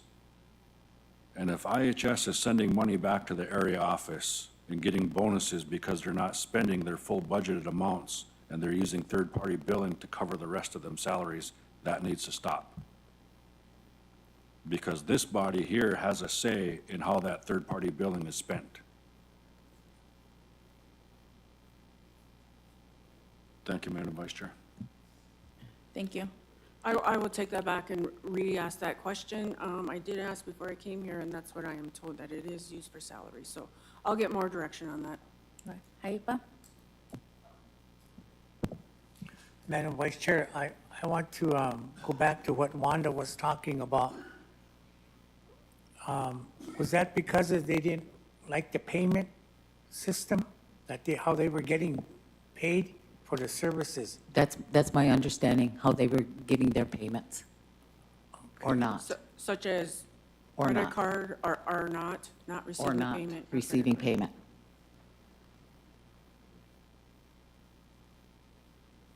They weren't receiving it, or was it taking a long time? I kind of got mixed up there. It sounded like both. Okay. It was quite a process to get paid, Oh, yeah, and yeah. the bills were adding up, and then some weren't getting paid. So they just no longer provide. So then, what Francis was talking about, third-party billing shouldn't be used for that. Okay. Thank you, Madam Vice Chair. Bikuli? In the past, health education, tribal health education had a physician recruitment process that they did. What are you doing besides going through the process that you go through? on the On the USA HR, jobs? or USA HR? jobs? So- What other process do you use to recruit? Usually it was, so back in September of last year, we had that job fair. But that was more of the support, but the recruiter that was hired in 2024, he went out to bigger conferences and he was recruiting for medical providers. And before I forget, we do have one NP coming on board, hopefully within the next 60 days. But other than that, we have the recruiter up at Aberdeen who is sourcing out medical providers, word of mouth, and then our job advertisements on USA Jobs.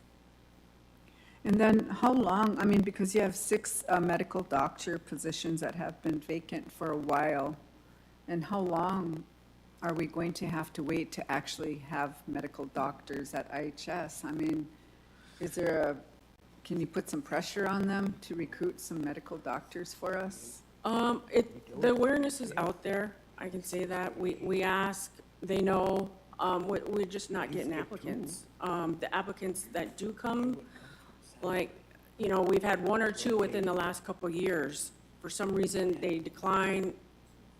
It could be because of the hiring process was too long, or, they found out about the area. I don't know, I'm just, that's summarization for myself. But we don't get a lot of medical providers interested. And just one last comment. Is it necessary to have 7 pharmacists and no medical doctors? That was based on a staffing pattern when IHS became Woodrow Wilson. I can follow up on that if you would like me to. Thank you. I have a question, Juanita. We were told a while back that there was a hold on the new CEO position. And what's the status on the CEO as far as applicants and interviews and selection process? Is there a timeline? I have not been given a timeline. The message to me is it was re-advertised in May. It closed May 29th. And from what I am told that due to the reorganization of HR, the panels have not come across. So they're looking into that. There hasn't been any communication since May? No. Okay, thank you. Madam Vice Chair, so Juanita, with this hiring freeze that you're speaking of here in your report, other than the medical doctors, you said you can still hire those even with the freeze, right? Yes. So for the other positions that aren't a medical doctor, I think the hiring freeze will be lifted October 15th. So we can start looking at filling those positions again. And some of the scuttlebutt out there is that, we don't have a permanent CEO, so that's why a lot of the doctors aren't applying here, because we don't have somebody in leadership there permanent. So I think that's kind of what's hindering some of the applications from coming in as well. And then back to Gabe, your question, the communication for the CEO, how I know what that comment I just made was about two weeks ago. I did ask where that position was at, and that's the feedback I got. I don't even know.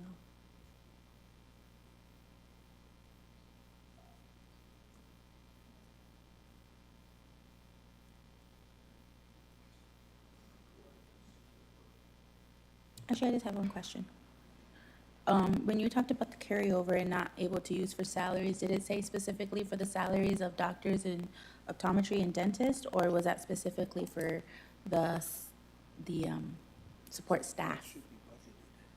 When Curtis and I went out to the meeting with the area director, and when the meeting was over, I mean, I know he was kind of pushing, the timeline, because he had to get on the road or whatever, but I asked him, I said, is the third-party billing being used to cover salaries here at IHS? And he said no.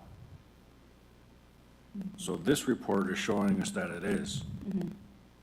No, And what I'm getting at is, and I also know that in the past from some of our tribal members that were working there, that were in charge of books, with funding sources in there, they were told not to spend this book over here because we're sending that money back, because that's how these directors were getting bonuses, by sending money back to area office. So that's what I'm getting at, is the third-party billing. You know, that's why I asked her last time she was in front of us if, you know, what is the third-party billing being used for? Because, I mean, if we need specialty doctors here, then we should be looking at using that funding to hire specialty doctors and bring them here for what our members are in need of for medical care, not just for the regular doctors that are here or the regular staff that's here. Because to me, like I said, you know, the federal government appropriates X amount of dollars to our area IHS. That funding should be used first, just like how it is where IHS is the last payer of resorts. You know, so they should be using their funding first, because those are federal dollars. Any third-party billing should be spent after the fact. You know, and like I said, I mean, it should be used to bring in specialty doctors, things that we actually need here for our members. Thank you. That's what I was wondering. All right. If there's no more, Can I make a comment, yes, you please? can. So to Francis' comment about specialty doctors, to bring that service in, we do need contracts. We can bring them under a contracted service. We have been working on those. Due to the restructuring of the contract processes, we are challenged, but I just want to let you know that we are looking at that option, and that it can be done. One last question. What agency and then Lake Traverse? Yeah, I have a question. The staff get evaluated annually, and they have what they call a PMAP, correct? Yes. It's under my understanding that none of the staff that had high ratings in their evaluations didn't receive any PMAP bonuses. Can you tell us why? It's due to the reorganization from the headquarters. Our fiscal year 2024 PMAP awards is paused. Will They have be- to Will they rewrite get them? the, Will they get them eventually? we're hoping so. They're rewriting the policy that's, they said it's like 7 to 10 years old. Yeah, because that's a real motivating factor for your staff. I And, agree. you know, I know, yeah, Thank you. you're welcome. Lake Traverse? So Madam Vice Chair, Juanita, as the acting CEO, what can you do to assist the elderly affairs in getting them more funding because of not having that optometrist? And because a lot of our members are being referred out, that funding source is now depleted. You know, whether you sit down with Sarah Dakota and, you know, hash it out with her, but I think that more funding needs to be allocated to that program in order to help get our members to their appointments. And, you know, and then I'm gonna say it, the reason why is because we don't have an optometrist. So that's causing more funding, you know, to be utilized because we're referring everybody out. And, you know, like what Wanda is saying, you know, some of the optometrists in our area, which is, you know, when I say our area, I'm including Fargo, because obviously that's where, you know, Wanda was being seen at, but when IHS isn't covering the bills or, you know, whatever is happening, that affects all of us. And even as a diabetic, you know, even if your contract referred out, you're still waiting almost a year. You know, so I mean, what can you do to help speed up the processes and to allocate more funding visiting with Sarah? I will take this up with Great Plains area, like my supervisor, see what they can guide me on, and then I will go from there and work with Sarah on it. See what the whole process would be, So if it's something we can do. So as our area, our healthcare facility CEO, you don't have any abilities to go ahead and okay that? I cannot okay, just, no, applying money to the program. For my guidance is, you know, it's the 638 contract, they can pull the money in through that way. And see, I'd like to see, you know, even some of the third-party billing be allocated to that. And like I said earlier, this body here has a say in that third-party billing on how it's spent. I can ask that question about that third party being allocated to transportation. Because therefore, you know, a lot of our members are being referred out because of lack of doctors, lack of optometrists. You know, and it's at, you know, in a way, it's at the fault of our IHS. You know, I mean, we gotta change something up when it comes to recruitment.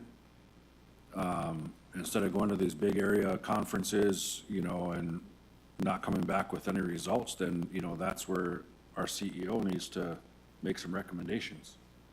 You know, look at different avenues, you know, maybe visiting with the local college institutions, opening up some internships for the summer for some of these students that are, you know, gonna be graduating. You know, let them come see what our area looks like. You know, and if there's any improvements that need to be made, then, you know, you bring those and address them with this body here. And we can do everything we can to assist to make those improvements. So it makes it more feasible for, you know, or appealable for people that want to come work here. Thank you, Madam Vice Chair. Thank you. Haipa? Oh, I'm sorry. Madam Chair, Francis was talking on the third party. This body here has authority or power to decide where it's going. So she's saying she's gonna ask where it can go. So what's it gonna be? Because if we let her ask, then it's saying, no, we don't have that authority. So if we have that authority, like you're saying, well, we say we want third party to go into the elderly affair to help with the glasses. She don't need to ask if it's okay, if we have that authority. And that's why I brought that up, Junior, is because, you know, like I said in the past, I asked Juanita, last time she came and presented to us, who has the authority to delegate third-party billing? And she, in the email that we got back, she said, we do have some, you know, authority to delegate that. So that's why I'm saying, you know, I understand she's interim, but we need a CEO that's gonna be able to make these decisions without having to ask the Great Plains Area Office Director. You know, every time that, you know, as the interim, she has to ask them. Yeah. No, we should be making the best interest here. You know, decisions based on the best interest needed for our membership here without having to ask the uncle looking over your shoulder or whatever. You know, because, I mean, you know, it's an issue that obviously they don't care about it up there. You know, and that's why I said in the past that if we're gonna do away with any part of IHS or whatever, then let's do away with the regional office, because they don't do nothing for us. Our staff here is direct service to our membership. You know, and all they are up there in Aberdeen is bureaucrats. You know, they don't care about Vine and, you know, Etta Joe. They don't care about Elise. They don't care about any of us. They're just there for a salary, but they need to be reminded why they're here. They're here because of the Great Plains Area IHS institutions, but they don't care about them. You know, that's why I'm saying that, you know,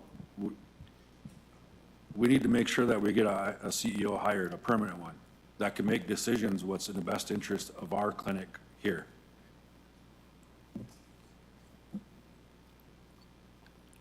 What would happen if we say, well, we want some of that money moved there? Well, Then- what would happen? I would take it back to my leadership and tell them what your recommendations were, and then they would tell me if it can or cannot be done. Well, see, there's two things there now, again. We should have to say where it's gonna go. And then now you're saying, see what they're gonna say. If we say we want it moved there, then it should be able to be moved without you having to go and ask. And the other thing that, what I'm hearing, Francis said they don't care about us up there the way it's going. We always have to ask. Well, they lie to us anyway. They lie to us anyway out of Aberdeen. And this is the second time now I'm sitting here. The second lie came up now. So we say we want the money moved, it should be moved. But here we go again, they have to ask. Madam Vice Chair, I'll make a motion that the secretary write a letter to the area director at IHS telling them that we want some of this third-party billing to come back into our elderly affairs program for all of the referral appointments and travel expenses being incurred by our membership due to lack of medical staff at our local IHS. Second. Motion from Lake Traverse, second from Haipa, and question from Enemy Swim. And then you have the floor, old agency. And then you can ask your question after the floor.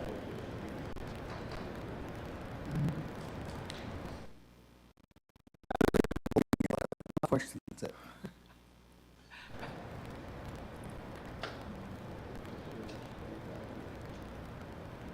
Madam Vice Chair, I didn't catch the second or the, Second is from Haipa, and question is from Enemy Swim. Francis Crawford, Yes. Winfield Rondell, Yes. Janelle Cook. Yes. Gabriel Compesca, Yes. Myrna Thompson, Yes. Wanda Barnes, Yes. Travel Secretary. Yes. Madam Vice Chair, motion passes. Thank you, and then old agency. Yes, when you gave earlier in your report, when you were talking about the Medicaid, Medicare, third-party billing collections, you did say that it covers salaries. And you also said that it also, the second priority was it covers service contracts.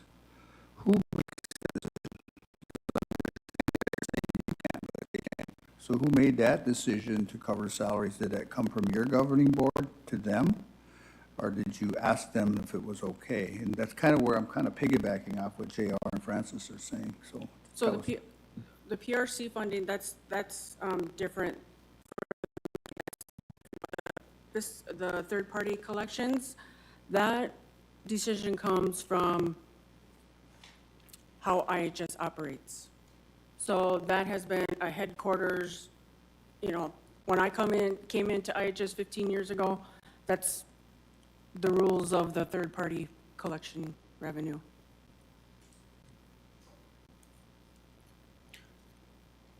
Lake Traverse. Madam Vice Chair, I want to make another motion. I'm going to make a motion that the area director, Joe Amiot, advertise for our CEO. It hasn't been advertised for a couple of months now, and hopefully we can get that position filled. I understand that it's a process, but we need a full-time permanent CEO here at our IHS. So that's my Second. motion. Motion from Lake Traverse, second from Haipa, and question from Long Hollow.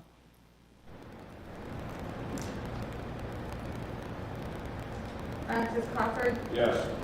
Winfield Rondell, Yes. Janelle Cook. Yes. Gabriel Compesca, Yes. Cheryl Owen, Yes. Myrna Thompson, Yes. Wanda Barnes, Yes.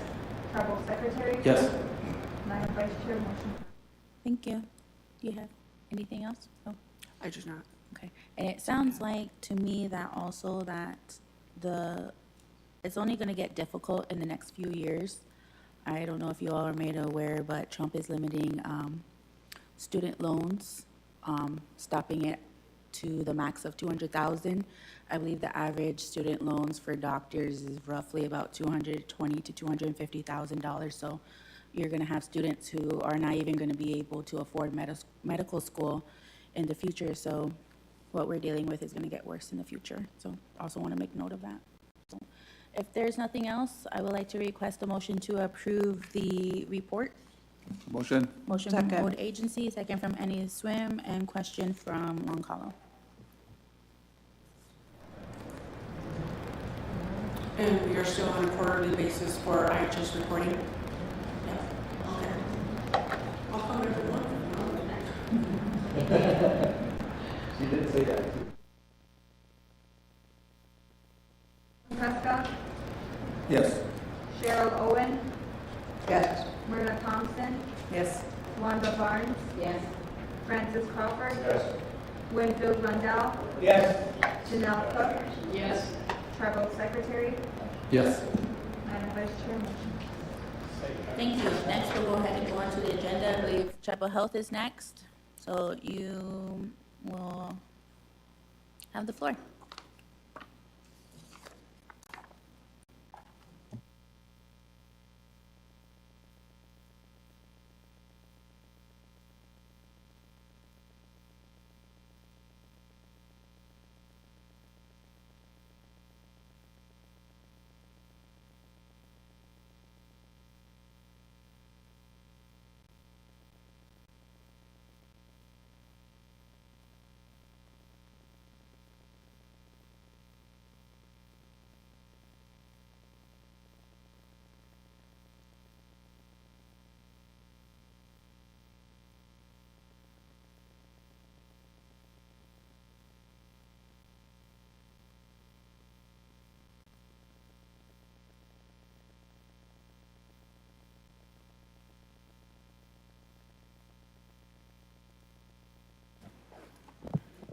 Okay.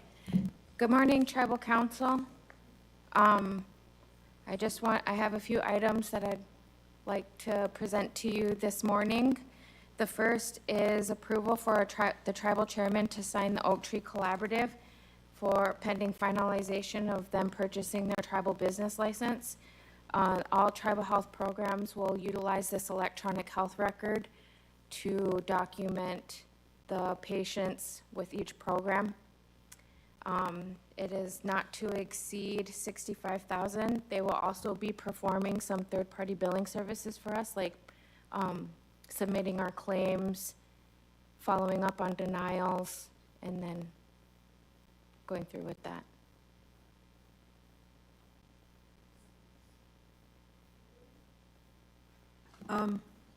It's called electronic health record. How is this different from the IHS electronic health record? So IHS uses the RPMS database, and we do not have access to that. Okay. Will this be in collaboration with IHS then? Is it going to build into the RPMS system at all in any way? They won't let us have access to that. Okay, I'm confused. No, I'm fine. So, Madam Vice Chair, Myrna, that was a question I asked of Joe Amiot too. Because, you know, after hours, when IHS is no longer open, our members are being seen at different emergency rooms here and there. And the example I'll use is our colleague here, you know, where she was seen after hours and they didn't have access to her medical records. So how do you treat our members without having access to their medical records after hours? So when I asked Joe, when are we gonna allow that to happen? And he started talking about HIPAA and this and that, but I said, well, this is our lives at stake. You know, what if I come in and I'm unresponsive? And they prescribe me something that I'm allergic to and it puts me into cardiac arrest. You know, so I mean, and he says, we're looking at, what did he say, Mr. Secretary, 3 to 5 years before we can have access to that stuff? You know, that's 3 to 5 years of a lot of our membership's lives on the line. So that's why I support what, you know, Elise is bringing in. The only question I had, looking through the email when you sent it out, Elise, is when you talked about technical support. Mm-hmm. Is our IT gonna be able to come in and sit on that as well in case, because I mean, I don't know who you have in mind as far as, you know, making sure that everything's up to par and whatnot. So I mean, that was the only question that I had. We have talked with Dawn Drum, and she said Oak Tree they have talked with Oak Tree and they got the okay. I have a question. This Oak Tree, are they going to provide a disclaimer of some sort for protection of confidentiality for the patients they're seeing? Because that document should be signed by each patient, because these guys are a collaborative effort. Yeah, they will just provide the software or the system for us. They will not have access to, well, the technical assistance, but they won't see any of our patient data. Okay. But I do understand, yeah, that is, if they were, we would ensure that there is confidentiality. So a few months ago, I went to a SNEAPI clinic, and so what they made me do is go to IHS, request the forms to share my information from IHS to a SNEAPI. So since as of right now, IHS refuses to pass that information, is this something that we can encourage each of our tribal members, even though you've never been to a SNEAPI, we encourage you to go to IHS, fill out that documentation, and automatically go and transfer your files so they do have access in case of an emergency? Is that something that would be possible, or is that too much for, I know a SNEAPI is only 3 employees technically, but yeah. I mean, just like what he's saying, in case there's an emergency, and as of right now, IHS isn't gonna share it. Yeah. But they do share it if you fill out the 2 documents. I think it's only 2 documents. Yeah. Is that something we should encourage our tribal members to do? Yeah. I think a SNEAPI does have them sign the release of information, and then we'll see if we can include IHS as well. Okay, thank you. Bickley, and then Buffalo Lake? Okay, so if we relocated a SNIAP into the Woodrow Wilson Healthcare Center, there's a lot of room in there for them. If we relocated them into that building, would that help them gain access to No, because RPMS? we are a different entity, 638. Okay, it's a 638. Well, the CHRs are also 638, and they're in there, and they have access to RPMS. I mean, they enter in, I believe, into the RPMS system already, right? Yeah, I'm not sure if that's supposed to be allowed, but I can check into it and see. Because when a SNIAP was contracted, that's when they cut off the Diabetes Center, Dakota Pride, from that database. Yeah, and I'm not And I sure think either, maybe but I even thought- CHR has different access to Yeah. enter it in. We're not It's just allowed to. about numbers. Yeah, yep, So I guess, because eventually we're gonna reclaim the COVID building. And as for Dakota Pride, as a treatment center and long-term sober living, that's our goal. So the sooner a SNIAP is out of that building, it's gonna help get the treatment center going. yeah, And we're waiting for law enforcement also, yeah. but, I don't know. It's just, Can I oh, sure. mention go- go. something too? The SNIAP clinic, where we're in the plans of the wellness center. So there's space for them there. That's where they were gonna go. If we were moving on the wellness center, they had a space already in it. We already looked at the final, not the final, but we've been looking at all of the schematics of the wellness center, and that's where they were gonna be located, so. Okay, I have another idea then. So once we reclaim that for Dakota Pride, we can build on to the back end of it, detox unit. And a SNIAP can stay there, and they could be the staff for the detox unit. Isn't that a great idea? Thank you. Well, we've already asked, and they said it's not a good idea. Well, Elise, my biggest concern was the HIPAA violations, and you got to be real careful with HIPAA law. Yeah. So that's why I was asking that question. Thank you. Understandable. HIPAA, and then we're gonna request the motion. If we were to 638, like we've been talking about, would all these roadblocks we have sharing information be gone? Yes. Yes. That way our members don't have to worry about going someplace and getting the wrong medicine and, I like think, Francis brought up. I think we had talked about having a public forum.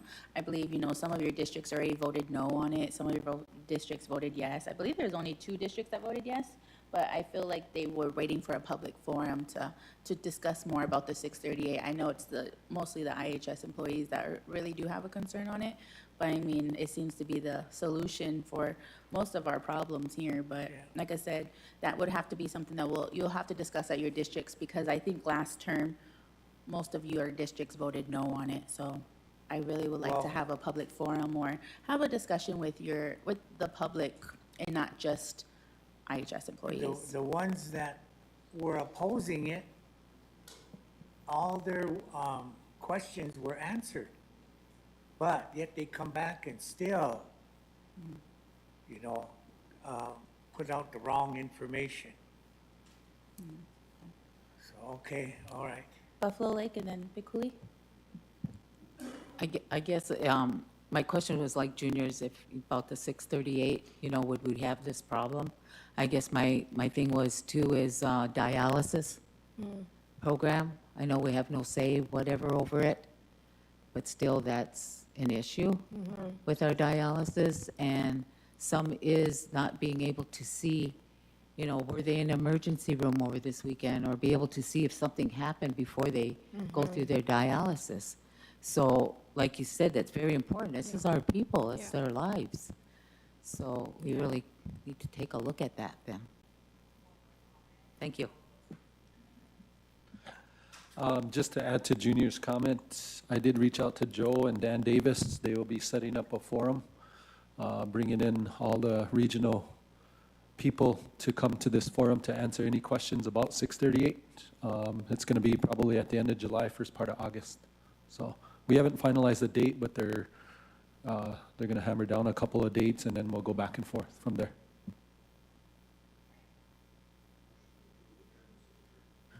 Motion from Lake Travis, second from Enemy Swim, and question from Tribal Secretary. Francis Crawford. Yes. Winfield Rondell. Yes.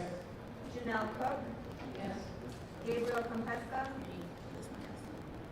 Yes. Cheryl Owen. Yes. Myrna Thompson.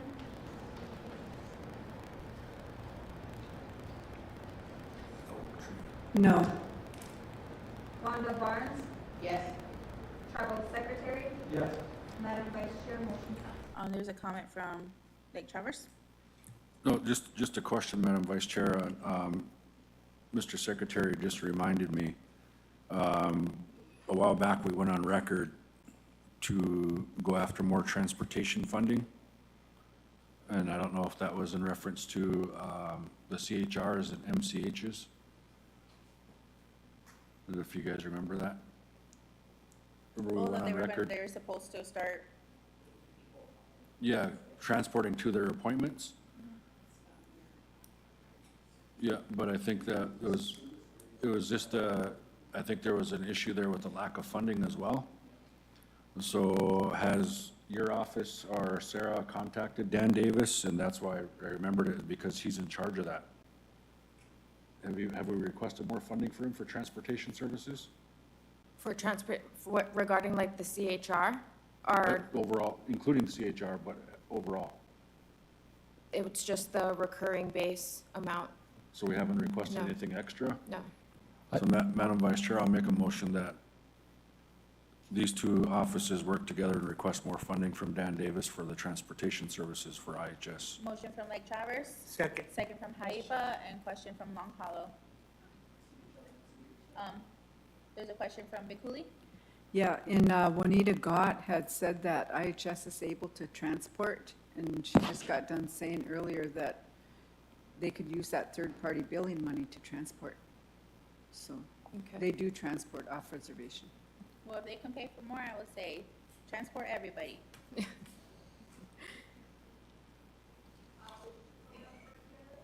Tribal Secretary's Office and Tribal Health. Okay, on to the next one. Oh, Yes, the council. oh, Crawford. Yes. Winfield Rondell. Yes. Janelle Cook. Yes. Cheryl Owen. Yes. Myrna Thompson. Yes. Wanda Barnes. Yes. Tribal Secretary. Yes. Madam Vice Chair, motion passed. All right, thank you. Now the request is for the number 2. yes. For approval for purchasing the lacrosse sticks for the Native Connections grant. This will be used to help the youth get familiar with the game of lacrosse. Motion to, Motion for Bikuli. Second from Old Agency. Question from Tribal Secretary. Oh, you did it right on time. yes.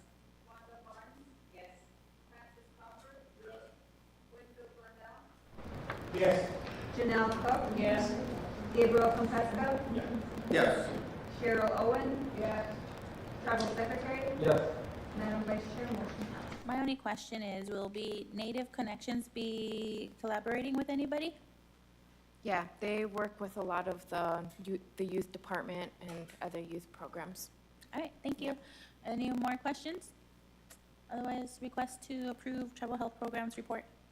Motion from Tribal Secretary, second from Lake Traverse, and question from Long Hollow.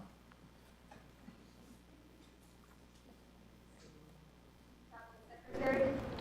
Yes. Winfield Rondell. Yes. Janelle Cook. Yes. Gabriel Compesca. Yes. Cheryl Owen. Yes. Myrna Thompson. Yes. Wanda Barnes. Yes. Francis Crawford. Yes. Madam Vice Chair, motion passed. Thank you. All right, thank you, Elise. There's a comment from Bikuli. Oh, okay. Thank you, Elise. Okay. I'll just wait till she is done. You can make that one.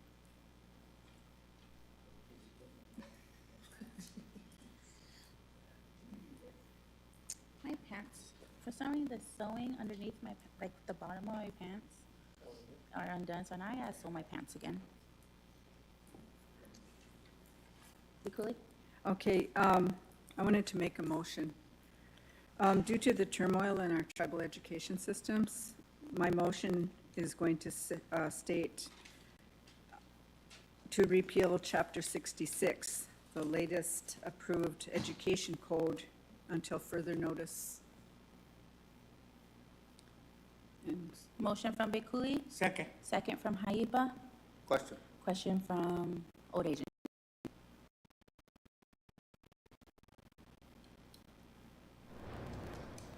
Tribal Secretary has a comment? Yeah, I just got a comment there. Might want to look at the code. I think there's more steps to take than just a motion to repeal it, because they're a charter. They're both charters under the charter, so that would just be my recommendation. we'll be reviewing it, but meanwhile, we would like it repealed. Yes. Wanda Barnes? No. Francis Crawford? No. Winfield Rondell? Yes. Janelle Cook? Yes. Gabriel Compesca? Yes. Cheryl Owen? Yes. Tribal Secretary? No. All right, thank you. Is there any more comments, questions, or motions? If not, we will be back at 1:30 for emergency management. Thank you.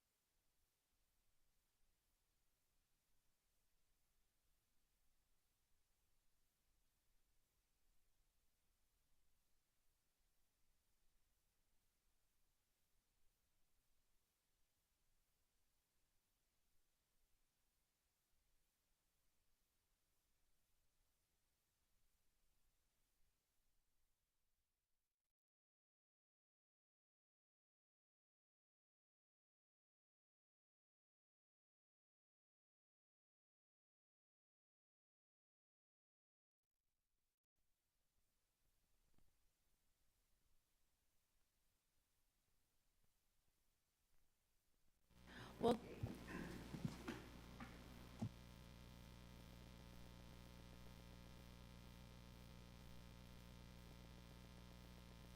we'll just go ahead and go back into session. Next on the agenda we have is emergency management, so you have the floor. Vice Chair, thank you. Members of the council. I placed in front of you the previous resolution that was adopted the last time we did our hazard mitigation plan. And that was 5 years ago, come August, I believe, of 2020. We have worked out the last couple of years to draft that, have meetings, and do whatever FEMA's required of us to have the next plan to be approved. They have what's called an APA. It's approval pending adoption. Everything's an acronym with FEMA. So with that, I would ask that, and I think I did send a copy out to everybody. It does look, give me just 1 second, sorry.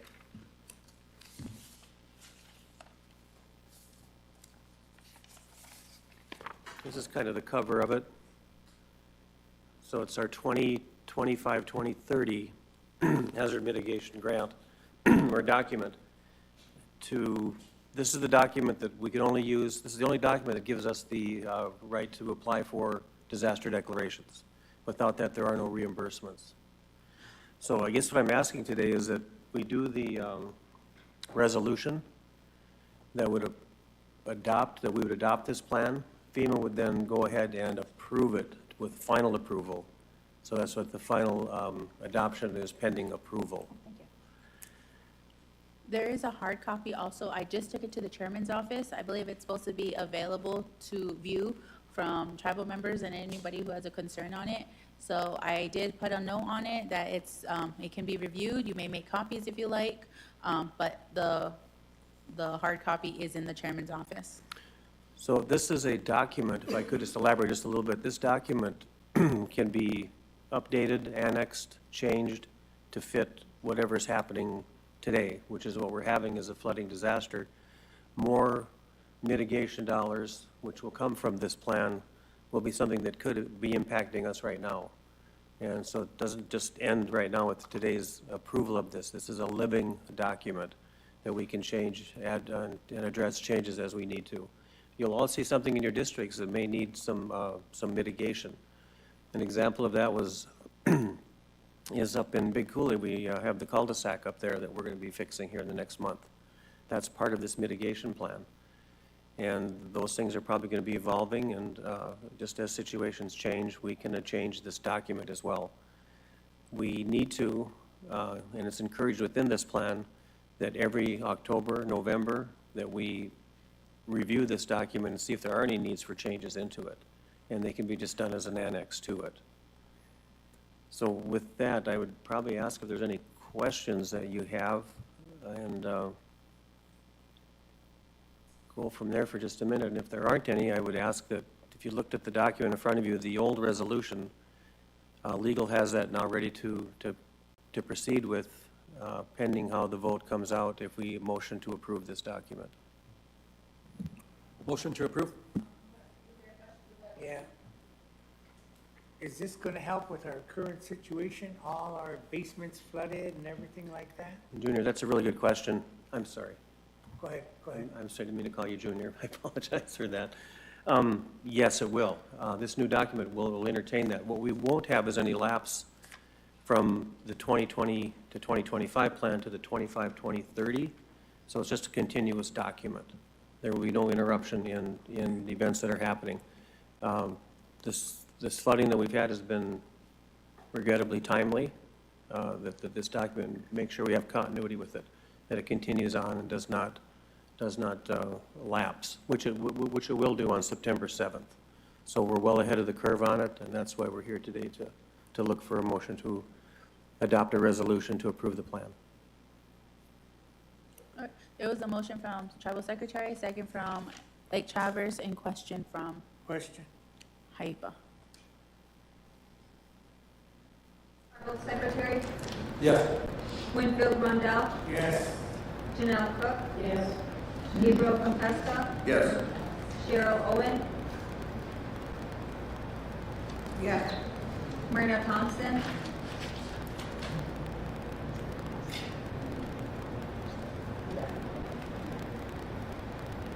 So once we pass this, you'll bring the new resolution? Yes, legal will have a resolution. You'll be able to see how it's completed, filled in, with who voted yes, who voted no. And that then gets sent on to FEMA for their final approval. Essentially, it's the same thing. That's but the same thing. New year. Right. So if you look at that's a very good point. If you look at the very top of the document, the old resolution, it says 2020, 2025, that'll be changed. Yeah, This won't be the second edition, it'll be the third. okay, Yep. thank you. Yes. Wanda Barnes, Yes. Francis Crawford, Yes. Madam Vice Chair. Thank you. That was a great comment. And you also said that this is an open-ended document. We can go in and change at any time, right? You bet, yeah. And we want to do that by council motion. And then even if nothing changes, we want to come in every October, November as a timeline and say, yes, we reviewed it, there are no changes, or we motion that we make these changes, just so that is in there in each document. And that'll come in the next 5 years when we're redrafting the document again. Council, my other question is, do you want me to put on the motion pending legal? Because that's where it's going to go. That's where it's at currently. Okay. Right, the resolution is going to legal. The document is. Thank you. Yeah, that's what I meant. Yeah, yeah. The resolution part. Okay. Can you add that? Okay, thank you. And then as another note, if I could, Vice Chair. Yes? In an email I received on July, well, that's today, I'm sorry, that it shows that the $14,912.25 that they gave us to draft this document should be mailed to us or in our bank within 3 to 5 days. And that's directly from the Treasury. So we're hoping that they'll push the button and actually send the money this time. Do you need my routing number? Yes, I do.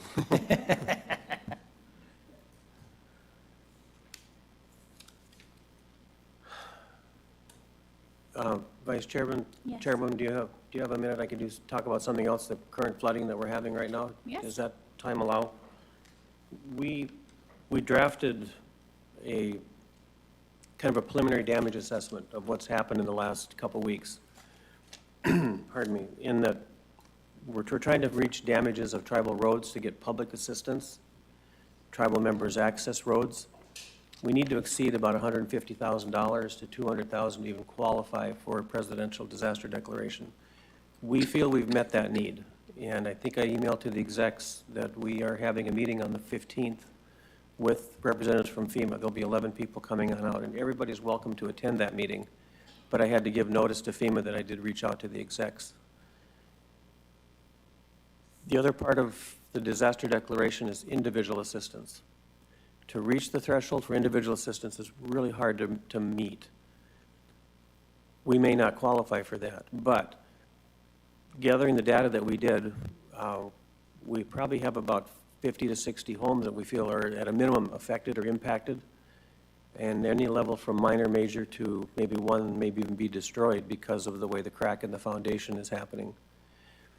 If we don't qualify for that, at a minimum, we've let FEMA know that we were impacted. Tribal members here were impacted, and I think that's important for FEMA to see that.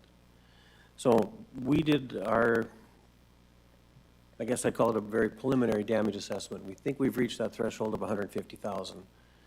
There's no guarantee, even if you reach that threshold, that it may reach the president's desk and he'll say no.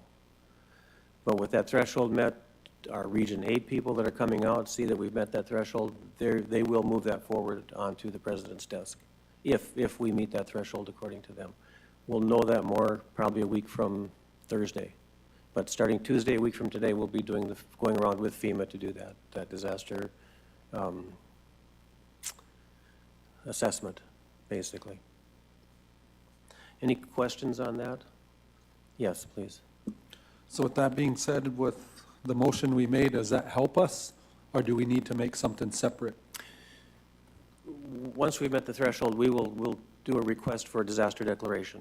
That'll be the document that'll come in front of us to move to adopt and then move it forward, right? Thank you. Do you have funding available right now to assist tribal members? No? Regrettably, we don't. When we've had other storms, the council, and we never came and asked either, but what we're seeing is And we did immediately. We have some trash pumps, they're called, they're larger pumps that can move large volumes of water out of a basement, but not too quickly, because that can impact the structure as well. We're finding a huge need for little things like sump pumps, dehumidifiers, things like that to help clean up. The flood cleanup kit doesn't go a whole lot. We have plenty of those. But to meet that immediate need, and people are still in need of those, we find a lot of sump pumps have failed in the last 2 weeks, probably from not being used or whatever, but they failed. And we don't have the response capability of 2 people to go around to the 60-some homes to do that. And regrettably, we're getting those calls and we're feeling their pain as well that it's happened. But no, as far as a budget, we have the fire fund, you know, for home fires, and that's based on minor, major destroyed category as well. But thank you for that question. So you have no financial assessment of all the homes that We have were an impacted by flooding? I'm sorry, yes, we have the assessment done. But we don't have the means of funding anything to help move water, to do debris cleanup, to do whatever's needed to get the debris out of the home, and then do an assessment of potential mold damage as well. We do have funding for that. That was from the CDP grant, the Center for Disaster Philanthropy. We still have around 70,000, I think, left in that to do mold detection remediation. So that fund is available for that, yes.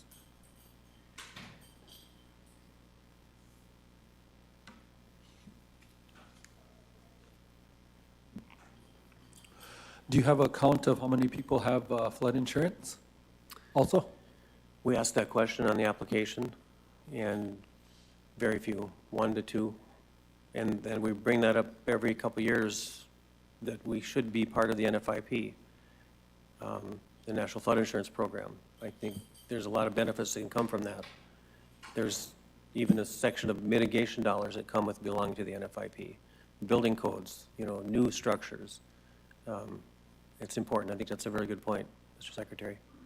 So I did visit with the director of the housing yesterday, and he did tell me that they were getting the water out of a lot of the basements in the housing area. So they were backed up for a while, but now the report from what I got, I didn't see it, but the verbal I got from him was that they're getting caught up now. Mm-hmm. He brought in one of his head maintenance guys, and they're getting caught back up with draining all those basements that got flooded. So Right, and those can go toward that individual assistance. They're probably insured, but there's still costs that are outside of the deductible that, Yep. that may be eligible, and we need those numbers too. yeah, yep, no, exactly.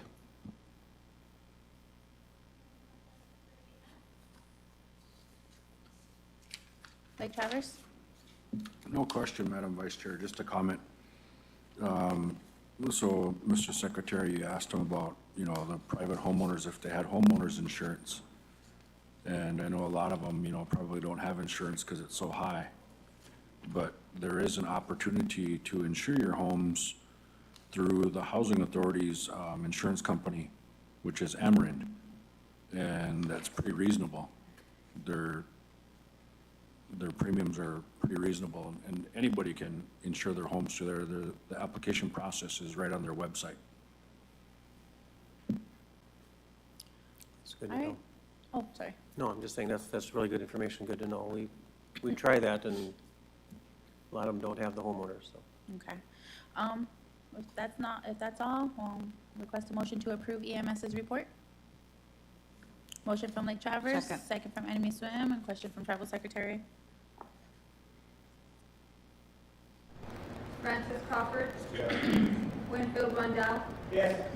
Janelle Cook. Yes. Gabriel Compesta. Yes. Cheryl Owen. Yes. Myrna Thompson. Yes. Wanda Barnes. Yes. Travel Secretary. Yes. Madam Vice Chair, motion passes. All right, thank you. All right, next on the agenda, we have Tax Department Office.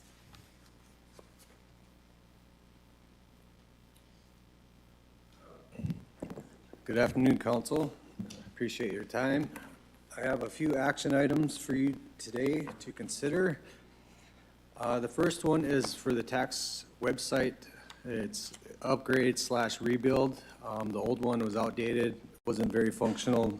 The new one's gonna offer online payment options, and it's also gonna offer vendor tax remittance and payments options. That's something new that's gonna help us get into the modern age. We'll also use it for tax information for vendors and make sure everybody's aware of what their tax liabilities are. I went through procurement. It's a sole source. I worked with IT on this. The plan is, once this is built, IT is going to take over total control of it. So I worked very closely with Don Burley on this. It was signed off sole source. Legal redid an addendum to the contract. She said she'll sign off on it once it's approved by council. And the second action item is for the custom cigarette tax stamps that we order from AmeriCorps. We've been buying them from them since 1998, is what Linda told me. They have our information. Yeah, she just likes to order them every year, so we have enough. And we send them to the quarter mark distributor, and then they put the tax stamps on each cigarettes. Request a motion for the number 1. Motion from Lake Traverse. Second. Second from Old Agency, and question from Tribal Secretary. I was gonna say me.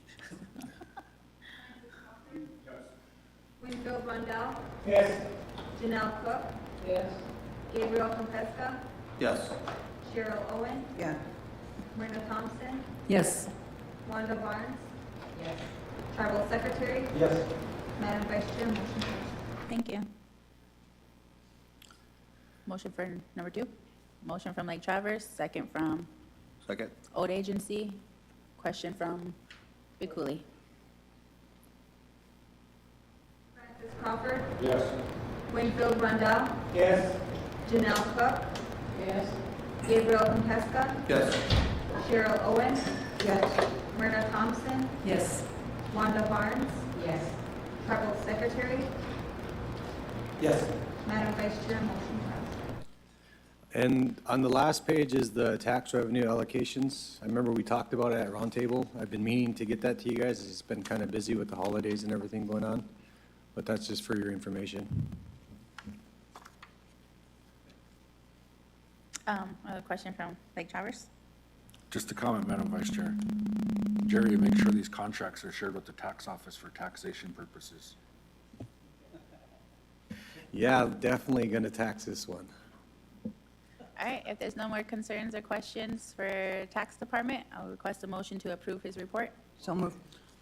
Motion from Haifa, second by who's? Enemy Swim. Enemy Swim, and question from Long Hollow. Rundell. Yes. Janelle Cook. Yes. Gabriel Compesca. Yes. Cheryl Owen. Yes. Myrna Thompson. Yes. Wanda Barnes. Yes. Francis Crawford. Yes. Tribal Secretary. Yes. Madam Vice Chair, motion passes. Thank you. Next we have on the agenda is DCA, so give me a second. Oh.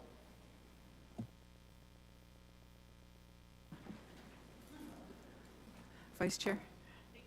Yeah. I wanted to amend my previous motion before we broke for lunch. Okay, I made a motion to suspend the education code, okay. or not suspend, but Resend? to repeal the education code. Okay. So I wanted to amend that motion to include that our education systems will revert to the Chapter 66 Education Code that was officially approved by SWO-13-036, dated 5/3/2013, per motion number 2. Because we did get the old education code so that they have something to stand on. Okay. So that's my motion. I guess, Lindsay, my question is, can we just, instead of making a new motion to do that, can we just add on to that previous motion? Since we just made it like 2 hours ago? Yeah. So I'm just amending it? Amendment to my motion? Yeah. Can we just, to add that piece? Okay. Okay, she'll just Okay. add it to that And motion. if you're okay with that, everybody's okay with that? All right. Yeah. Okay. Thank you. You're welcome. Anything else from council before DCA begins? No? Okay. So DCA here?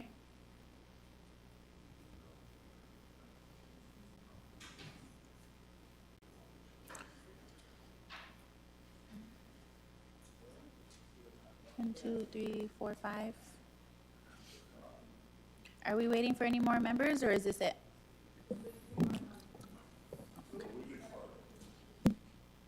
All right, Jesse, go ahead. Yes, good afternoon, council execs. We will start with Buffalo Lake.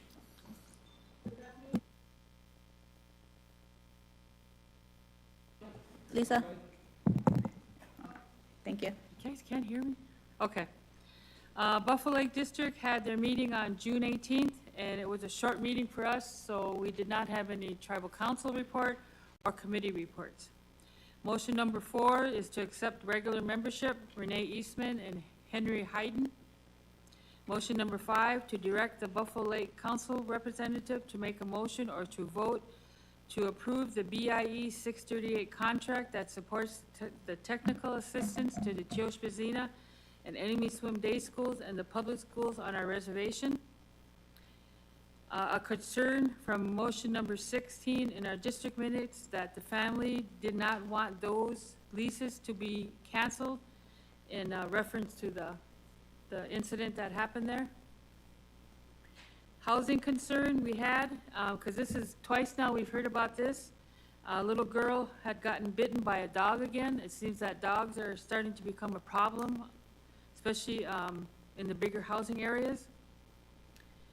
Motion number 7, to approve our minutes. And that was all, Madam Vice Chair.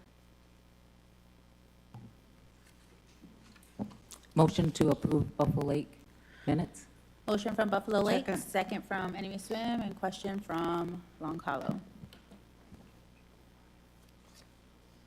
Wanda Barnes? Yes. Francis Crawford? Yes. Winfield Rondell? Yes. Janelle Cook? Yes. Gabriel Contesca? Yes. Cheryl Owen? Yes. Myrna Thompson? Yes. Tribal Secretary? Yes. Madam Vice Chair, motion passes. Thank you. Okay, next we'll go to Haipa. Do you want to just? Oh.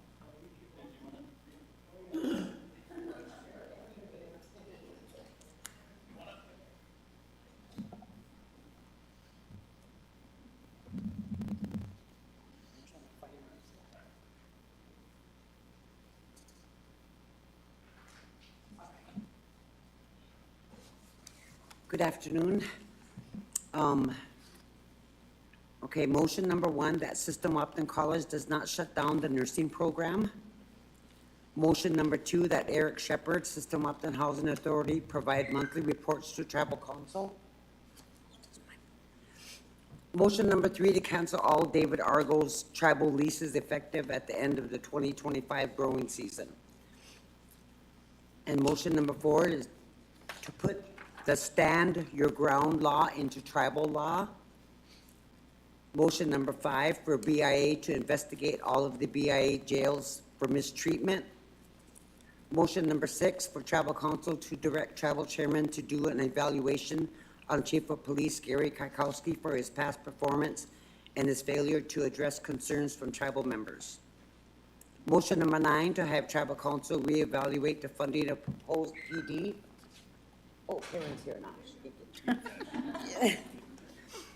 Motion number 11, to approve youth to adult members. I don't need to read that. So Adriana Faye Shepherd and the Gazelle Stone. Motion number 15, to seat Jay Renville as SWO Judicial Board Member. Motion number 16, to have Amos White as SWO Elderly Board. Motion 17, to have Morningstar Owen as SWO REB. Motion 18, to remove Aaron Giyukapi from OEP Board and Robert Framboys from Constitution Board for failure to provide money orders for background checks.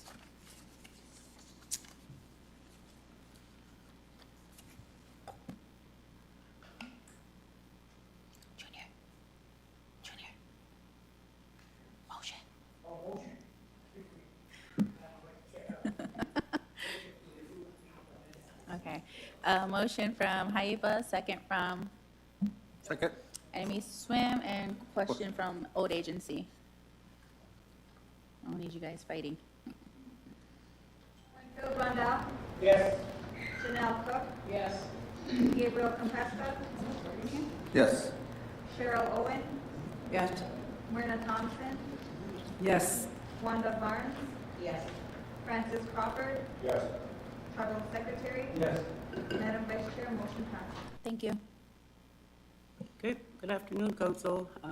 Lake Travers next. Good afternoon, everybody. Our meeting was on June 26th, regular meeting. Motion number 5, to support the family of Reginald Horn to find justice for his death. Motion number 8, to approve relinquishments. Motion number 9, to approve youth to adult membership. Motion number 10, for non-district members to be on the agenda to attend district meetings. Motion number 12, to suspend the college president without pay pending investigation for misconduct and improper conduct of employees. Motion number 13, to support district members who spoke up at general council about the college that they don't receive retaliation. That's all we got. Thank you. Motion from Lake Traverse, second from Haiba, and question from Long Hollow. Francis Crawford. Yes. Winfield Rondell. Yes. Janelle Cook. Yes. Gabriel Compesta. Yes. Cheryl Owen. Yes. Myrna Thompson. Yes. Wanda Barnes. Yes. Tribal Secretary. Yes. Madam Vice Chair, motion passed. Thank you. Okay, going to Long Hollow. Good afternoon, Execs Council. Long Hollow, we had our meeting on June 12th. Motion 2, to have Councilwoman change motion for school close money from 100 to 200 and include Head Start Kids. Motion 7, to cut expenditures on Justice Center in half from 16 million to 8 million. Motion 8, to rescind motion number 52 on 6/3/25 council minutes. Motion 9, for council to approve the BIE 638 contract that supports the technical assistance to Teosha and Enemy Swim Day Schools, since it's at no cost to the tribe and provides services to the 2 tribal schools and public schools on our reservation. Motion 11, to approve youth to adult as listed. Motion 12, to approve youth membership is listed. And motion 13, to approve relinquishment application of Curtis Bissonette. And that's it from Long Hollow. Oh, I just kicked you out. Motion to approve Long Hollow minutes. Motion from Long Hollow, second from Bikuli, and question Enemy Swim.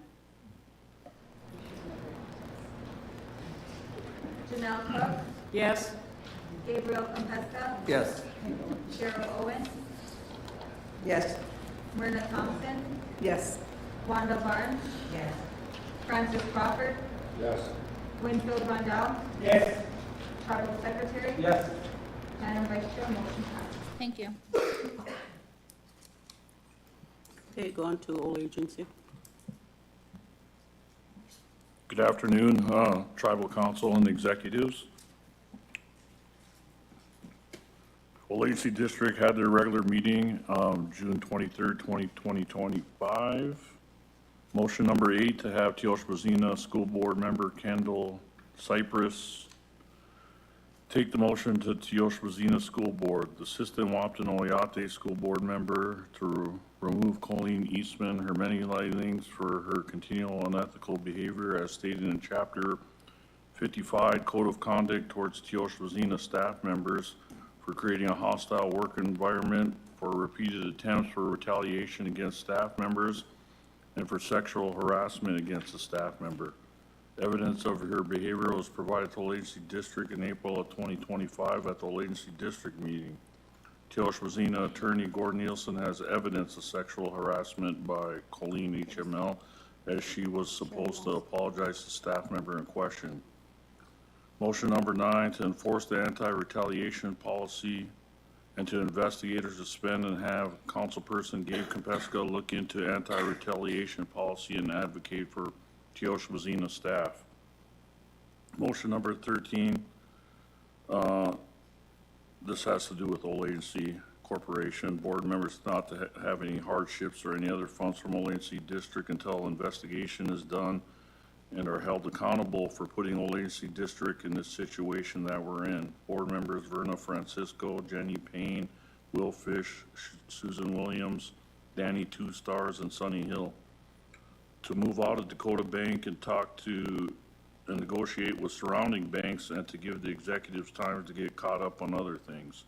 Motion number 18 to accept youth membership, Casey Damaris Hine, Sage Demars, Selena White Buffalo, Paula Ray Wana. Motion 19, accept adult membership, Hayden Flute, Tyler St. John, John Bersheim, Lenise Schatt, Kelly Kontz, Ernie Keeble, Felicia, Lisa Abramovich, Lakota Keeble. Motion 20 to accept relinquishments for Olensi District, Misha Monto, Jairus Goodsell, and Jairus Goodsell. Motion to approve. Question. Motion from Water Agency, second from Haipa, and question from Long Hollow. Gabriel Compesca, Yes. Cheryl Owen. Yes. Myrna Thompson, Yes. Wanda Barnes, Yes. Francis Crawford, Yes. Winfield Rondell, Yes. Janelle Cook, Yes. Tribal Secretary, Yes. Madam Vice Chair, motion passed. Thank you. Okay, council, look at page 2, DCA motion 07-02. Motion to have our DCA executives, Karen White, Jesse Chunku, meet with Gary Gaikowski, Tribal Police, Chairman Garrett Renville, and Eric Shepard, Housing Director, regarding the incident that happened at Enemy Swim Housing. Jesse and I can get together with the chairman and schedule a meeting for that. Yes. Okay. And the only other issue we have for council is that Bikuli District, Haifa, and Old Agency passed the stand your ground law to have the tribe adopted in our codes. Make a motion to approve that we insert that stand your ground law in our codes. Motion from Bikuli. Second from Haipa. Question. And question from Long Hollow.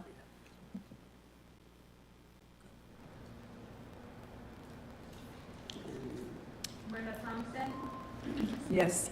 Wanda Barnes. Yes. Francis Crawford, Yes. Winfield Rondell, Yes. Janelle Cook, Yes. Gabriel Compesca, Yes. Cheryl Owen, Yes. Tribal Secretary, Yes. Madam Vice Chair, motion passed. Anything else from DCA? Okay, on June 17th, DCA motion 06-01. Motion to reactivate the gaming board with DCA as the board members. Motion number 6-02, that the tribe get a line of credit for $500,000 for this flood emergency response to be reimbursed by FEMA funding within 1 to 3 years. And that was it for DCA, unless any other DCA members have anything. What I'm trying to say, what? Karen, Madam Vice Chair, I received a call from one of my district members earlier this morning, or this afternoon, and that's why we have some of the Teos Mazina staff here, and Dr. Johnson and Dr. Eastman. And it has to do with something that was just before lunch that was passed about the education code, or what took place there, I think is why they're here to want to know what happened, or what's going to happen. Okay, I know it was requested if they can be on, did you want them as part of DCA then, under the DCA report? I guess is my question. This first of it, I heard Yeah, of it, so. Yeah, we just heard about it too, so we're just. So you just wanted to continue? Okay. We'll go ahead and, I guess the motion that was made right before lunch was to, I keep wanting to say rescind, repeal the education code.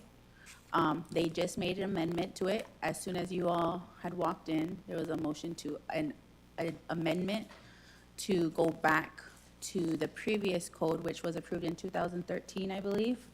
So Cooley and council made the motion to go back to the previous code that goes back to 2013.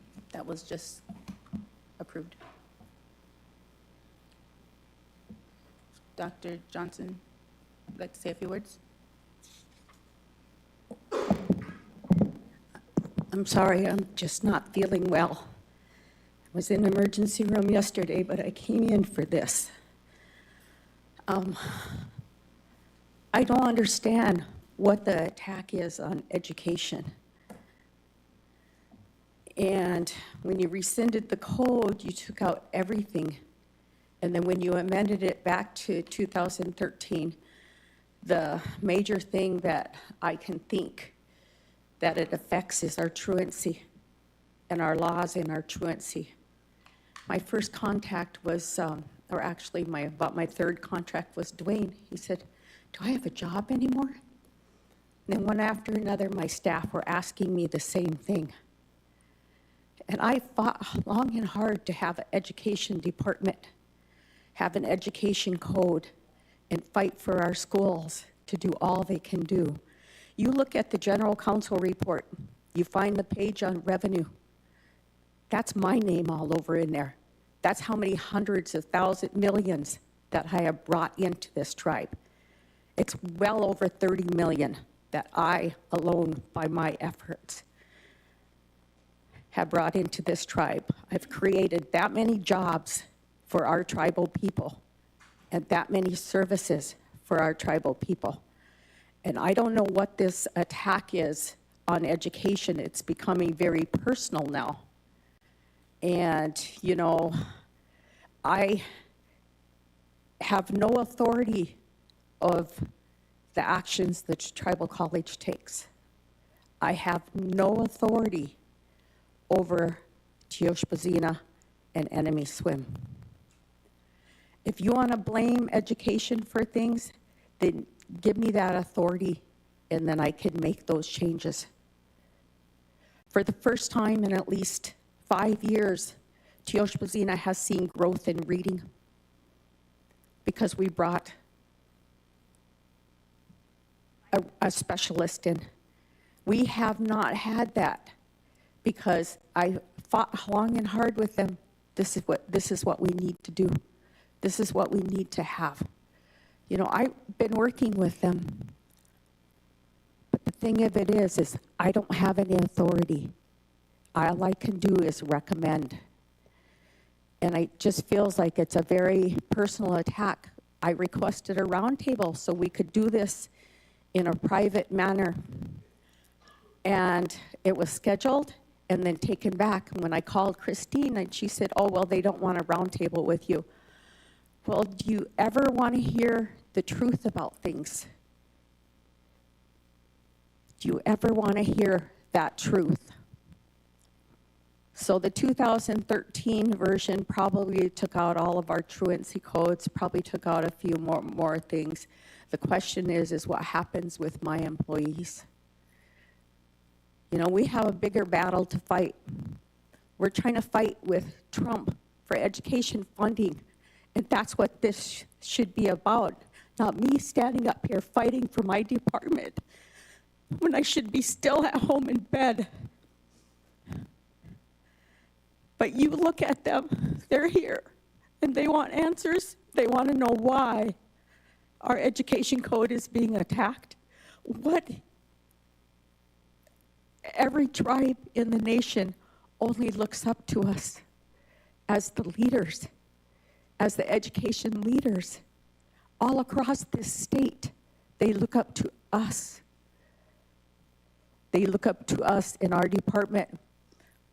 When I go places, they know me, they talk, because it's so proactive. We have codes, we have a JOM program, we have our language programs, we have this, you know, and that's where I'm at.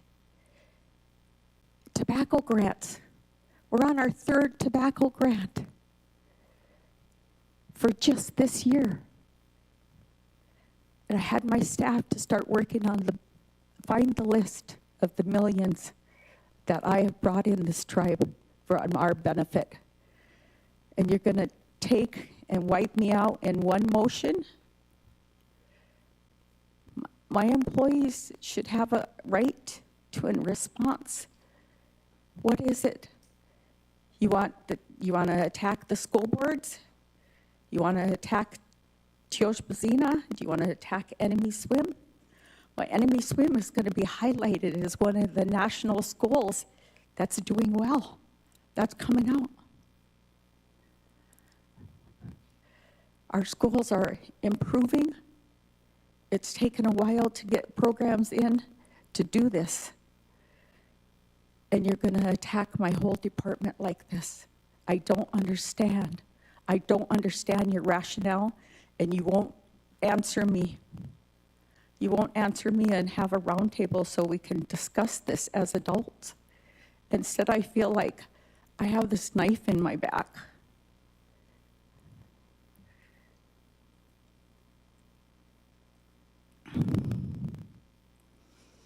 What does this mean? Thank you, Madam Chair, DCA. Everybody on the res knows what's happening at our schools. Okay, in our motion earlier, Bikuli Rep mentioned how the chaos we're experiencing at our schools, all the threats, everything that's happening. And where was our education people when all these things were happening? No reports were from anybody telling us what was happening at TZ or the college. We had superintendent up to tribal school, no report. Did you guys get a report? Anything from the Board of Regents? Where's their report? Everybody is supposed to be looking over education, and yet look at our two institutions. We got no report from the tribal ed director, no report from the tribal secretary. All of a sudden, everybody's concerned now, but look where we're at. Where was this concern back in August when all this stuff started going haywire? Nobody said a thing. We found out about it when we got here. And then as we're sitting here, then it blows up into this. So if all these people concerned, where's the reports that could have helped us stop all this so we're not at this point? See, we didn't do that. We found this. This came up to us. So this was the way we're going to help fix it. We're going to look at it and see. So nobody needed to come in like we're attacking anybody. We're not. Something was brought to us that was going haywire.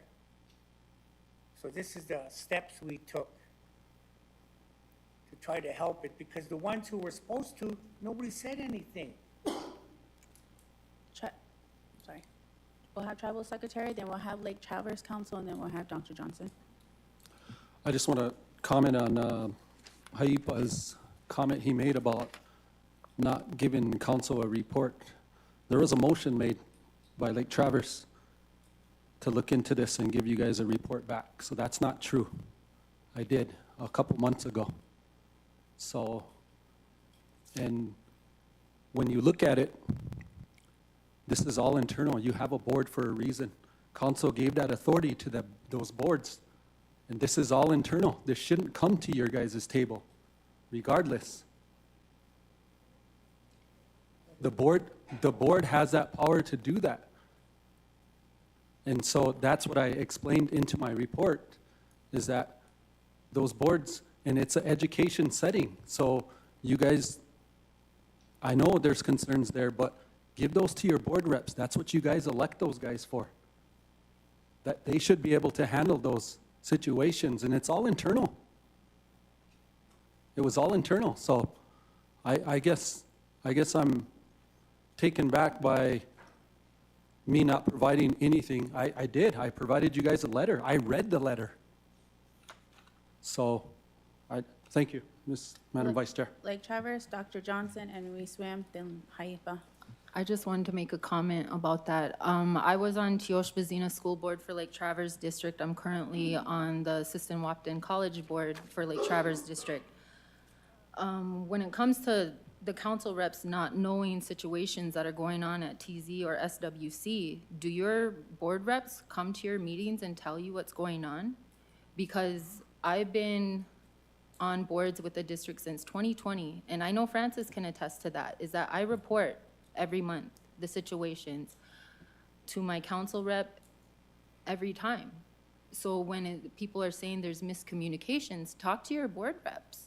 I mean, my board rep for TZ still talks to me for advice or, situations to assist. I don't understand how council doesn't know some of these things about these boards, because you should have contact with your board reps.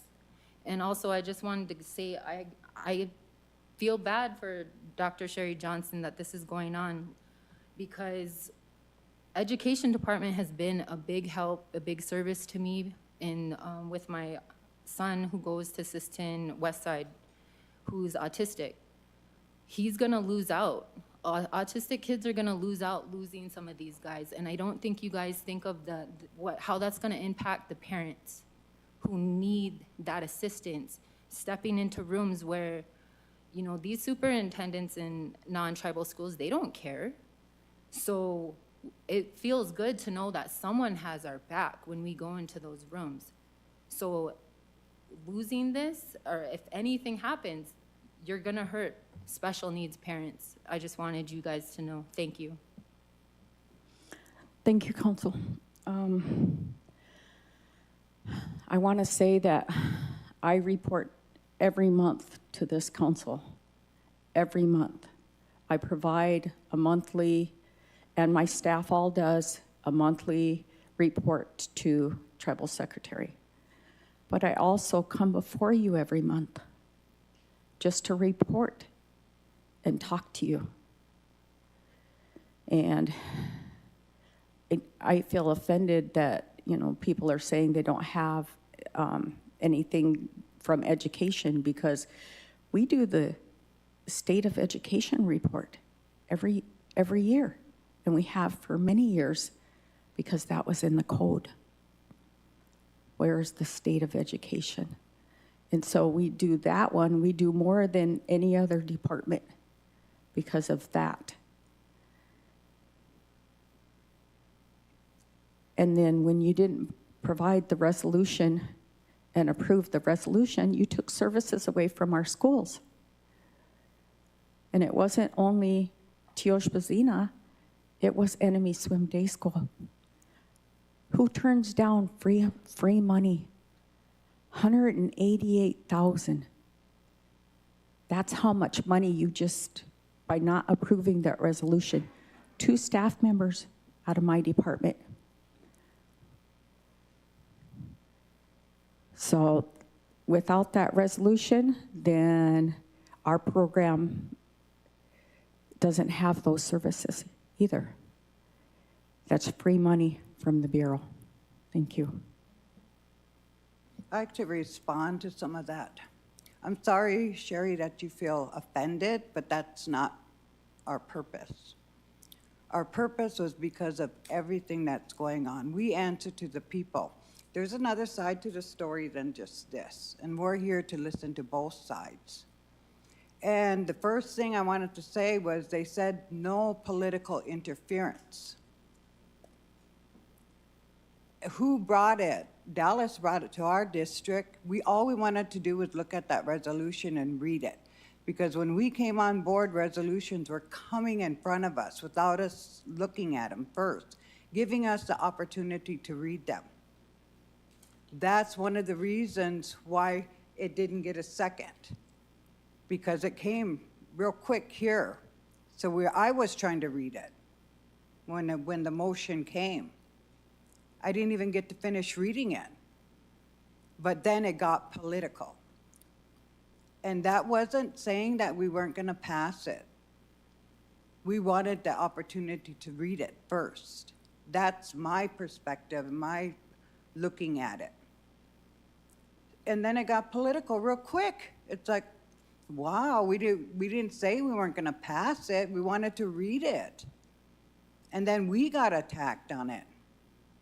And it did get political, and then we kept hearing no political interference. So we tried not to do that. We tried to step back. We realized what a board is and what a board is for.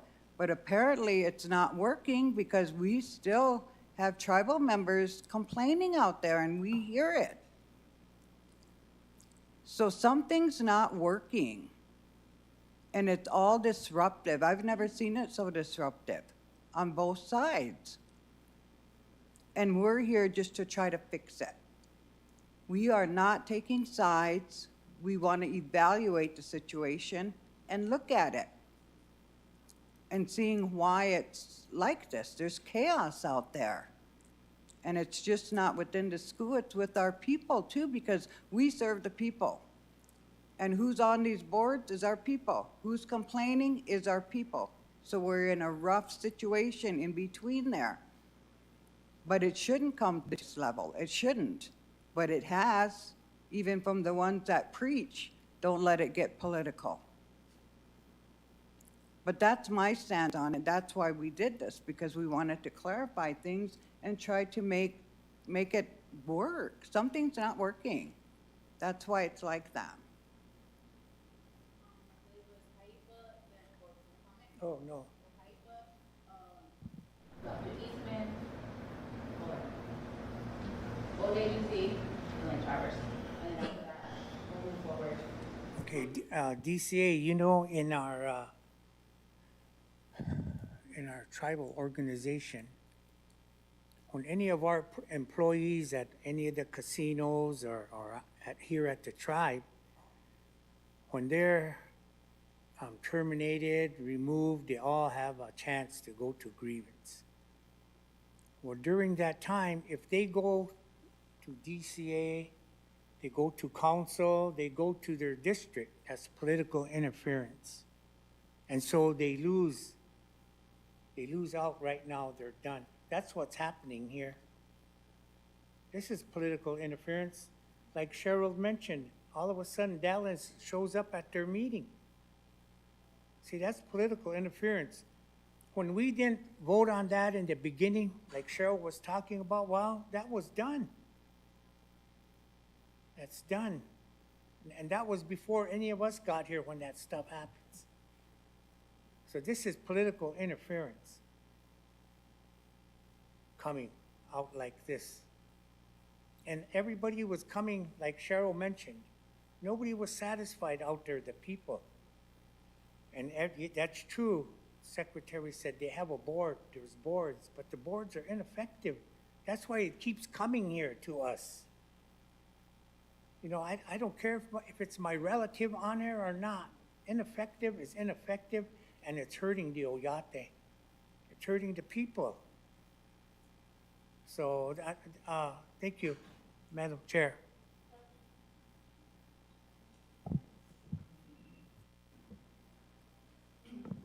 Mira Akiapi. I just want to make a few points. When I heard about this motion in the education code, I didn't really understand what ramifications it has. We have a really good school at Enemy Swim, and we are getting highlighted. I just did the interview. We have a very professional parent board that has 2 community members at large on it and 3 parents, and it's very professional and effective. And they really do a wonderful job. I have never probably worked with another school board that has been as professional and as effective as the one. And it has changed members over the years. And it's still, because they take care of business in such a good way, taking care of kids, it operates well. And we're sad because our kids, we're sad to hear about the stuff going on at TZ and the college, and especially TZ because our kids most of them go there when they graduate 8th grade, and a few go to Siston, and we have Summit, Wilmot, everywhere. But the majority of our kids actually go to Tioshpazina, so I want it to be a great school for them because we're doing everything we can to prepare them for high school. So when I heard the code was rescinded or whatever, appealed, and I was like, but the schools actually existed before the code. And I said, well, it wouldn't really fix anything at TZ and the college if they rescinded the code. The code really is, the guidance for tribal ed, and it really does the truancy, which has been top of the line for us. We're at 93% attendance and going for 94, and we have help from the office. But I was trying to think about what fix there is, and even one of the districts came in for a motion to remove a member from a school board from a different district, which is odd too. And it was kind of felt like that same line. And it feels like Trump to me too, the new Department of Ed lady, just trying to dismantle the whole Department of Ed. And I'm not sure why that's happening either. But I want to say that our parent board is very effective at Enemy Swim, and maybe that's what Teosbazina needs, a new parent board and lots of board training. So that's something council can do, is change the board, and you don't have to change the code to change the board. And, I really don't know the details about the college, so I can't speak on it, but I want you to know that it's hard when TZ gets a new superintendent that hasn't had lots of years and worked in tribally controlled schools. And for BIE, it takes a few years or more to really get to where you feel competent and confident on directing a school. So the last superintendent needed a lot of help, and probably the ones previous and the next one will need a bunch of help. And really, the people that help them the most is really tribal ed. Between Sherry and Lisa, they're the main people. Lisa through the 638 contract and Sherry directing. And actually, Lisa comes up and helps when I'm data crunching and stuff. And, I was everybody's teacher practically here, so I've been in education a long time, and I don't need all of that technical assistance, but it really helps to have another person willing to do that. And TZ does need that technical assistance because they're going to make a transition to a new leader there. So I support that. And then I want to talk about one other thing too. I got a letter from the Department of Ed, South Dakota Department of Ed, and I forwarded to BIE and said, you should be sending us this information too. But we have a $190,000 a year, 5-year, 21st century grant that is being withheld this year. We supplement it for another $60,000 from our funding, so we have a $250,000 after school and summer school program that we offer at Enemy Swim that's in jeopardy. So today I sent out an email kind of sad about that and said we'll have to go to 3 nights a week instead of 4 nights. We'll have to go to a 4-week program instead of 6-week program. And I said, and I might be able to fund the cultural camp through my immersion grant if it's allowable. We'll have to go almost to 0 materials, and you guys will have to ask for donations now. So we could, because we just can't afford, we're a small school, we have a small budget, we just can't afford to absorb that. And we were worried about Title I. I'm not as worried about Title I because in the email today, it didn't say they're withholding Title I, but they're gonna withhold Title II, and we get about $65,000 for professional development for our staff out of that. They're withholding Title IV. We usually get $39,000, $40,000 for student support. And on top of that other one. So, I mean, these are the kinds of things that I'd like to share with you. And as soon as I knew we had a new council, I knew it was my responsibility to make sure that you understood, that you had all of the foundation documents of our school. That's why I made you the binder, put all our policies in there, put all our procedures, put our line of authority. And, if anything radically changes, I'll update it again. And today I actually brought our new strategic plan so I could hand that out to you so you could see what our plan is in improvement. But I want to say that I still don't quite understand how changing the code fixes things. And I think TZ needs a fix as well too. I mean, clearly it's all over the res talk.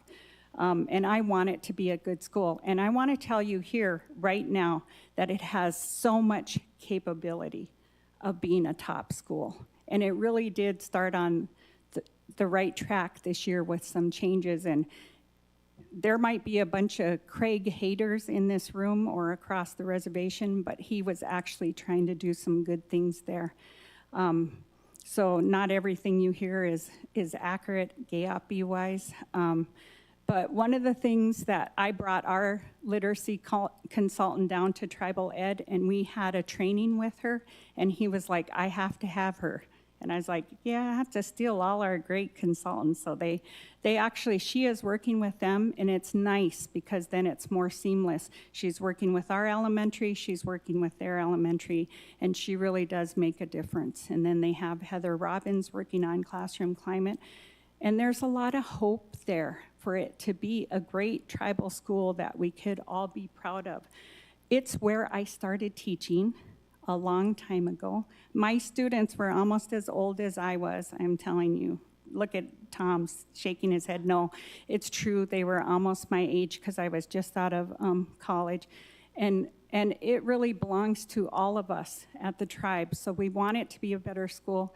And I'd be open to a roundtable to talk about some ideas along with Dr. Johnson and some of her staff on how, and maybe the Board of Regents hasn't met because those people that you guys are talking about are on the Board of Regents. You know, it is the TZ superintendent and the college along with us and THPO and a few other departments, DLI.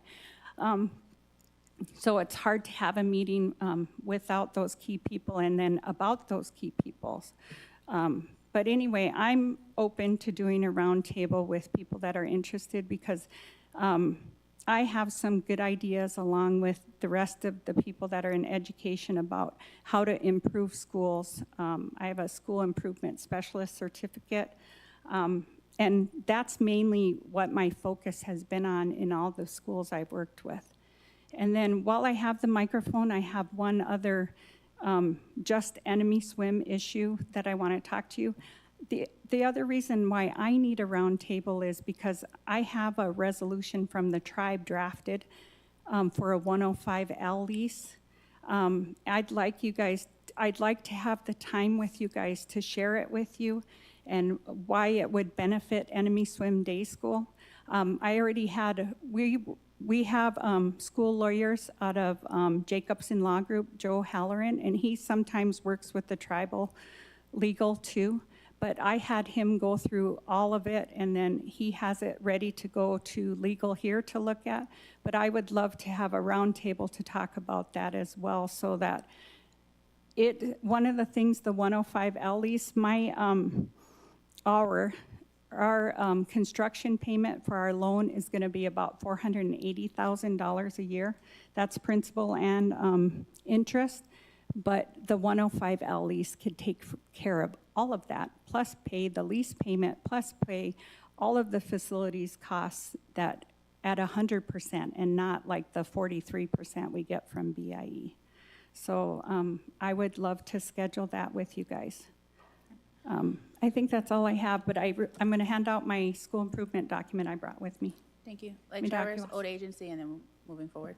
Madam Vice Chair, I think, you know, there's been so many people that were speaking, and I can't remember who said what, but I think the majority of it is, you know, the gist of this is holding your board members accountable that serve on these educational institutions. And that's pretty much what everything comes down to. You know, it's causing resignations, it's causing terminations. You know, those board members need to be held accountable. For the college, you know, like everybody said in here earlier, there's two sides of the story. And there was quite a few that I can see in here, Bill, Travis, Janelle, Jessica, that was in the meeting with HLC when HLC pretty much told them, you know, you board members are the ones that can make these changes. Everything that HLC lady heard, you know, she said it's up to you board members to make those changes. So that's why I'm saying it today, because DCA, you're an organization in our Constitution. And, we need your help too to hold your board members accountable that are sitting on these educational boards and committees. Because I think a lot of it probably wouldn't be happening, if they were held accountable. And, I don't understand, the secretary, he's said his piece or whatever, and, to be thrown in there, and I don't think he needs to be thrown into that realm because he doesn't have a say at that table either. But I mean, that's just the gist of it. That's the way we are, Hetchatu. And it's like, we're our own worst enemy. I wish a lot of you were here the other week when our relatives from Tatanka Naji were here. Some of them didn't want to leave here because, they said this is home. They felt like they were at home. Just the demographics, and they were kind of, talking about how good we had it here, how good, the different things that we provide here. And it's always good, they're our relatives. Whether we like it or not, they're our relatives. And for them to say something like that of what we do have here, but yet here we are today fighting amongst each other. We don't understand how good we have it, but we have outside relatives and visitors that are looking from the outside in, saying how good we have it here. Thank you, Madam Vice Chair. Old agency, and then enemy swim, and then that's it, moving forward, and then I have a few questions. I wanted to address the old agency motions, motion number 8 and motion number 9 that we just read into the record. And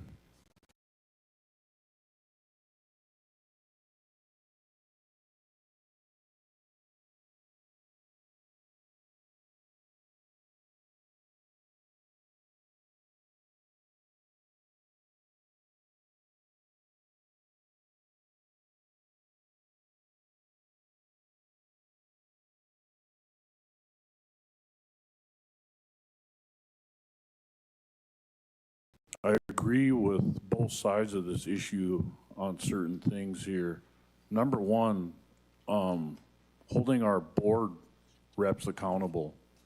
Those two motions there were because of trying to hold one of our board members accountable. That she did not report to us the petition and signing of the petition, and some people getting admonished and warnings and put into their employee file. And so that's the genesis of where those two came from. And so I agree with Councilman Crawford and a few of you talking about our board reps. I think we have a chance now, I hate to say clean house, but we've kind of got rid of some people that politically, is politically charged. And I don't know what this means by changing the code, because I haven't read the old one or the new one. But what that tells me is we have a chance to make it better if we work together, both sides. And that's where the other thing I kept hearing from the ladies, the doctor ladies, was work sessions.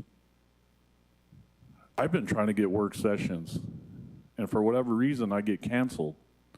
I think a lot of these things can be worked out in work sessions if we could get an audience and agree to disagree and come up with viable solutions for all of us, because they're there. We all know them. We all have ideas. That way we could talk about them off the record, and sometimes they could be radical solutions. But I think they're worth a try. And that's what I have in my notes here, listening to this conversation. Maybe we do need to reorganize our boards. It sounds like it it's from my 90 days in office and being back home this last year and a half. It sounds like a place where we can do something. Maybe we need to do general elections for those board members and actually have qualifications we're having a hard time at the district getting people to be on boards, even to just volunteer. We had a person resign from his two board, this last one, now this next one. We're gonna have to, it's just whoever shows up there that night and wants to do it. And so I think we have a chance right now, ladies and gentlemen, all of us, to do a reorganization. It could be radical of our boards and make it better. Thank you.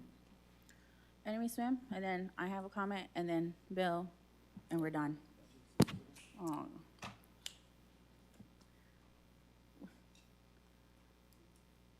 Enemy swim?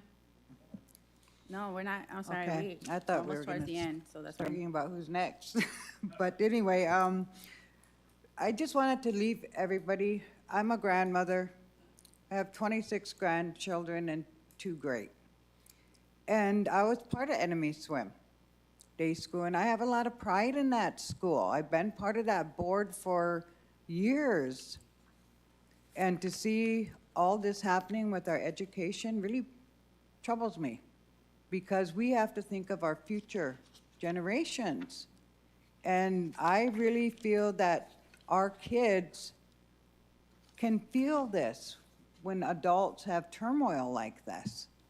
The energy that we give off, they know, because you can hear some of even the kids at the college talking about the college, talking about TZ, and to me that's sad, because how do they know all this stuff? You know how they know? It's because they're listening to adults talk, and that's not good. So I just wanted to leave that with everybody, that we have to think about our kids and how they feel. Are we really concerned about our kids? Are we really concerned about our own feelings and what we want? We need to really think about our kids. That's all I wanted to say about this, is remember, they're our future. They're our future generations. My 2 comments that I have is when this motion regarding the BIE 638 contract that supports the technical assistance, the comment that was made on why it wasn't passed, what they stated last month and what was stated today by a few of our council people, was due to the fact that they didn't have time to read it. It's been 1 month now. Did all council members have a chance to read it? Have you guys read it in the last month? It's a 2-page, isn't it 2 pages? The resolution. The resolution, did everyone get a chance to read the 2-page resolution? Because we're talking about the future and providing services. I think we've mentioned it, that this is providing service to our children. Last is to approve the BIE 638 contract that supports the technical assistance to TZ and Enemy Swim Day School, since it has no cost to the tribe and provides services to our tribal schools. Motion. Motion from Tribal Secretary.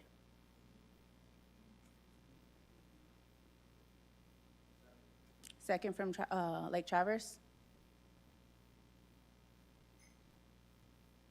No question. Go ahead and count the votes. Yes. Winfield, Rondell.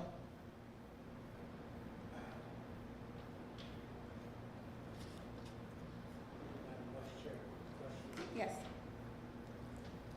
So, is this going to affect in any way what we are attempting to do? This has nothing to do with the college. From my understanding, I'm pushing this is because of funding. Because if we don't push this, this ends services to the children.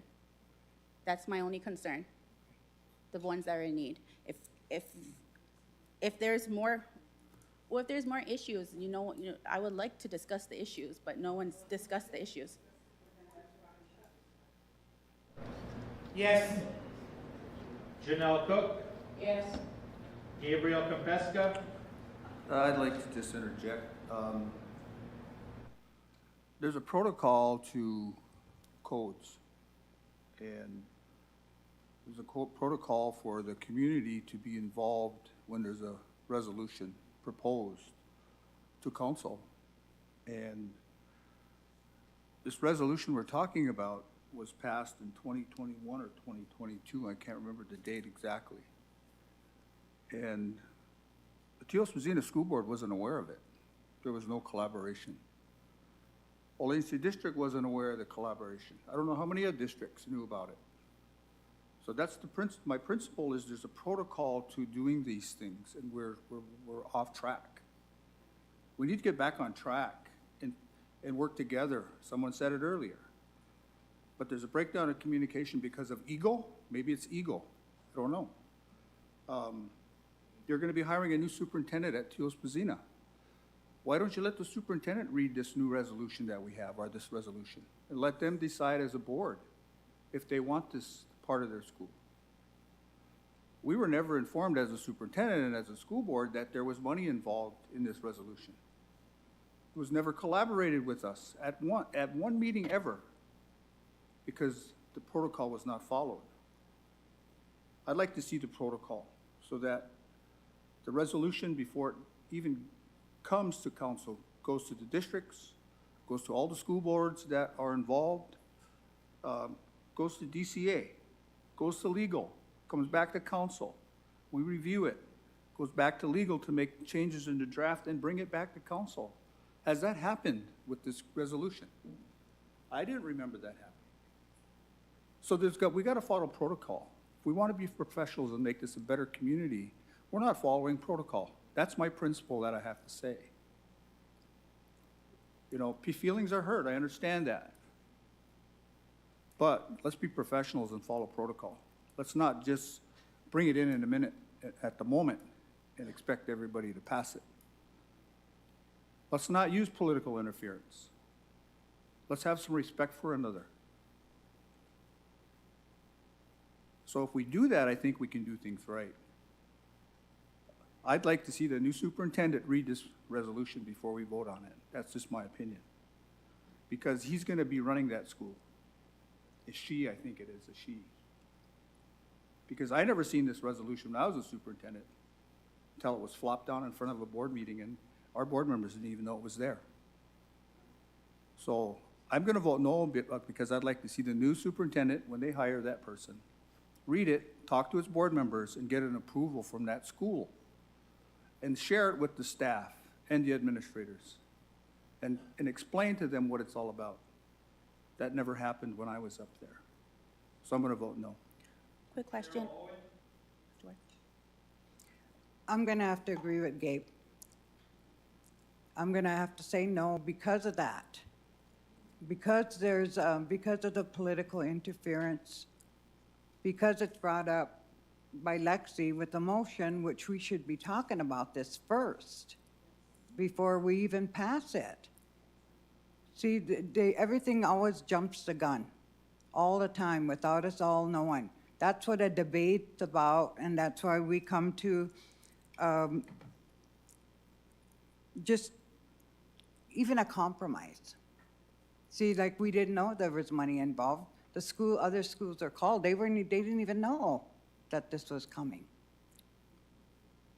And I'm all about following protocol. And why these things come and say, we gotta have it done right now.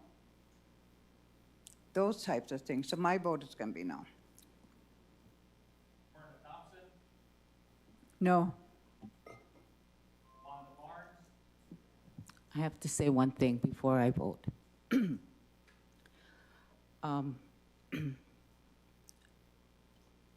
Like we said, we didn't know there was money involved. I guess my question to you, Sherry, when this resolution comes in, where does the funding go? Does it go to you, or does it go directly to these 3 schools? Because like they're saying, we're hearing the other schools didn't even know about this. It goes directly into it's a government-to-government deal. It goes directly here to provide staffing. And it's to provide staffing. Yep. There's a scope of work that goes with it. Yeah. See, this is why. Yeah, it can't go directly to our schools. Okay. It has to come through to the tribe. Okay, see, these are some of the questions that we need to ask, we need to find out about. Remember, you guys said majority of us are new, and we are. And we're trying to do the best we can because we were hired for the tribe. And right now, with everything that's going on, my question is always, what about the kids? What about the kids? Someone mentioned about kids. I have a granddaughter, my sister's granddaughter, 10 years old, from Teoshpa. Came home and told her grandma TZ's closing. My sister's calling me. What's going on? Our actions, you know, as adults, our actions. The children are so smart. They know what's going on. My thing is the children. Where is it? Here we are fighting amongst each other, political, whatever. But this is how come we always ask for the roundtable. And I know you scheduled it, and it was taken off, but you did a line item of what you wanted to discuss. And I'm only going to speak for myself. I can't speak for the rest of them. But what you outlined to me, that should go to Curtis first. What you outlined it. When it comes to resolutions like the one we're talking about now, there's a lot of questions on it. It isn't that we don't want it or we're going to stop whatever, but there's questions. To me, these resolutions are so important, very important. But here we get them 5 minutes before we're in session and we're supposed to read it and know what's going on. So what about the children? We need to start thinking about the children, the best interests of the children. So, but I vote yes. Francis Crawford? Yes. Madam Vice Chairwoman, the motion passed. Thank you. I believe Bill had the floor and then Jerry Eastman. I'm not gonna say nothing. Bill, you have the floor. He was Thank up you, next. Council. One of the things I do want you to know, there is no protocol to the program managers for presenting resolutions. So some kind of guidance needs to be put out there for the program managers on what that needs to be. And I did communicate with my boss, Curtis, prior to requesting a council roundtable. So, thank you. My quick question. Council, I did ask you guys for a roundtable with DCA, with the boards, TZ and the college board. And you guys also told me that you guys would wait for the ex-officio of the college board to hear back from him. So that was my involvement in that. I did try to, but you guys said no. So I want to make sure that I'm covering what I'm trying to tell you guys too. Yeah. So they did want a roundtable with you guys just to discuss what was going on at the schools, the turmoil that was going on at TZ and the college. They wanted to sit down with you guys and discuss that side of it, but there was no meeting. So that was my involvement in it. So I'm just letting you guys know that I did try along with Sherry.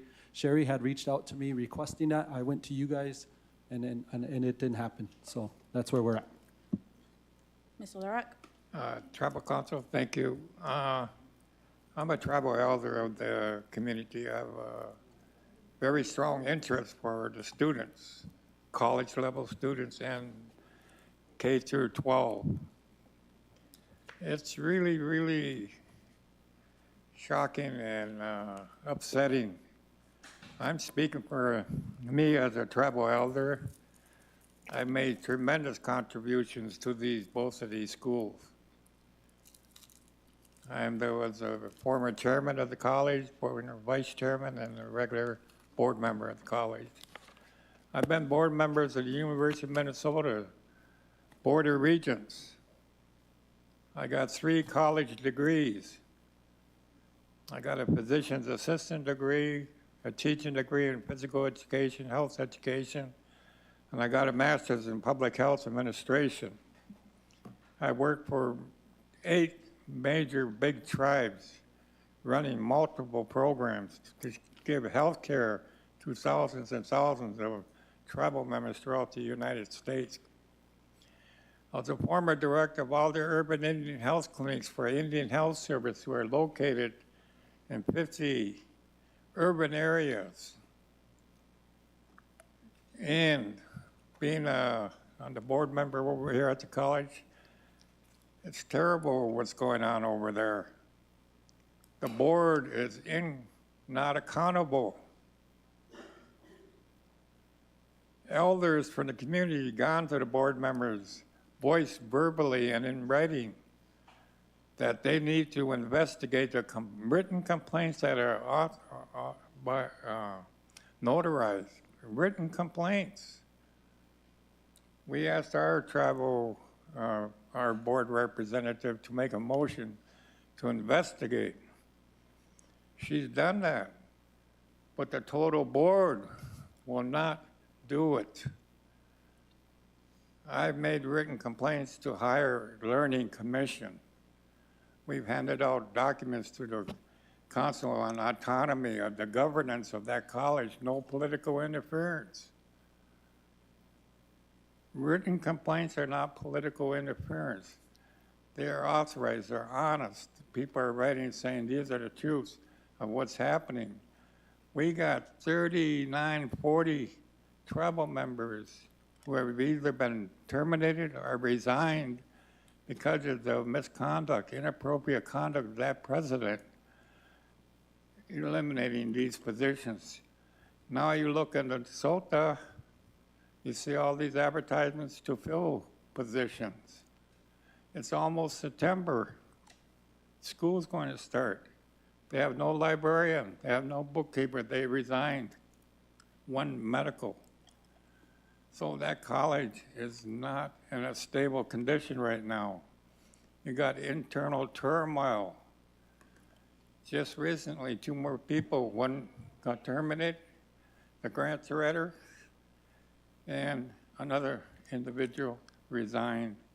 Me as an elder to see that, that's not good.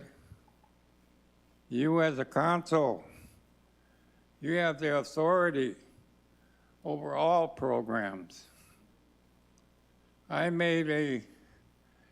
wanted to pass a motion at the general council meeting, but because we don't have a quorum, I was told I could make a request to you as a council. I made that request to terminate, eliminate that whole board at the college and put in a temporary board and then have new elections to bring a whole new board on. Because this board is not acting, they're doing their fiduciary responsibilities. They have when those first 13 complaints came in, they should have investigated to see if they're true or not. Get both sides. That's all we were asking. And they haven't done it. Look where they're at. It's not good. HLC, I was at that meeting with Representative from Lake Travis, our councilman. Yes, she did say, board, it's your responsibility. We don't want to come in. They're still ignoring the request of community members. We're stockholders. Students are stockholders. Students written complaints against that president. That's our students. You need to take action. You have the authority as a council. You're over them. Even in the charter and the bylaws of the college, you have authority when issues come to the threat of accreditation of that college. You need to step in. So that's what I was requesting. You got to do that, because it's going to continue, and we're going to lose the accreditation. So that's why I'm here. I know there's other elders that support me. I know there's other young students that support me. And I just hope, if you look at that education code, the Board of Regents, they're employees of the tribe, the schools. They can't be Board of Regents. They're employees. You got to have people over them. There's got to be conflict of interest when major issues come in. concerns them or the school. So that needs to be changed. And there's a lot of other parts in that education code that needs to be changed. I reviewed that. So if there's a time to have a roundtable to relook at that education, it needs to be done. You need to have people that are not employees of the tribe on the board of regents. You got many, many tribal members, not only living here like me with degrees, but outside that live, that have degrees that can be the board of regents. So you really look at that over that section, and there's other parts in it that need to be changed. But thank you very much, but these boards are not accountable, and they're causing more issues and problems. They need to be changed, and they need to be removed. Thank you. Thank you. Mr. Eastman? And that's it. As long as it's not longer than a Good minute. afternoon, Council. I'm listening, Oyate. I just had to just reiterate what, I can speak for TZ, since I've been on that board for a little while now. What caused all this chaos and turmoil to begin with was lack of following policy. It's where all this stems from. And then to be sitting here to live tune in, we got name drops going for board members. I mean, where's the discretion? This is embarrassing. And like I said, I can only speak for TZ, but if you guys want to sit down and really get into it, there is two sides to every story. But it all comes back to these policy issues. How do you enforce policy when nobody is going to actually take it as enforceable? There's a lot going on that everybody's not up to par on, and roundtables need to for surely happen, in my mind. And as far as removing board members, again, there's a policy on that also. Take it back to your districts, have them, remove them right then and there. This whole back and forth, trying to play favorites, play sides, it's just never gonna work. Not until we come together and collectively work together. That's all I have. Thank you. Thank you. Thank you. No, I have a couple of comments afterwards. Okay, what I want to say is, again, I agree with what Gabe said, because, you know, we do need to follow that policy and protocol. And by reverting back to the original education code, because the education code was revised so many times after this 2013 one, and it took 4 times, and it took away a lot of authority of the tribal council. So the tribal council in this 2013 education code had the authority to establish the Board of Regents, but that was taken away. And a lot of the authority was taken from tribal council and put on the education director. And so I think it's a good thing that we're reverting back to this 2013 one. And then it'll give us the opportunity to look at what needs to be strengthened or changed. But also, we need to be mindful and fair. They're equal treatment for everyone, because what I'm seeing is a lot of political maneuvers.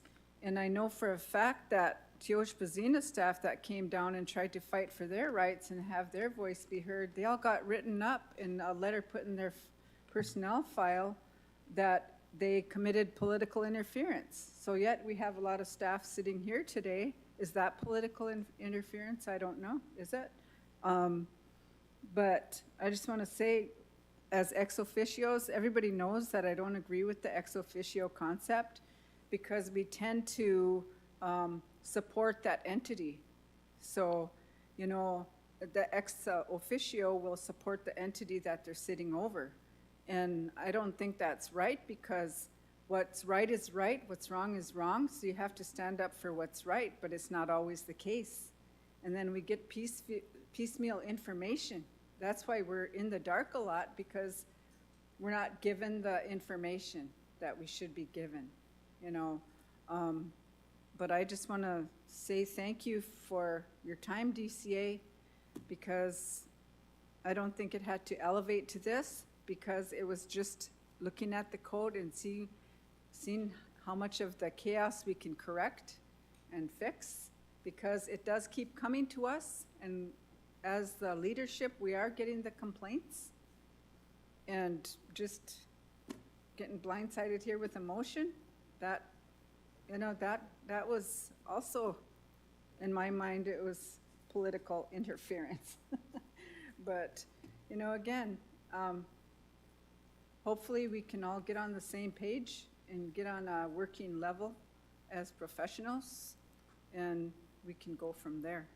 Thank you. My last comment is managers are supposed to be made, they are made aware. Every time they get on this agenda, they need to have 2 days in advance to give everything to tribal council.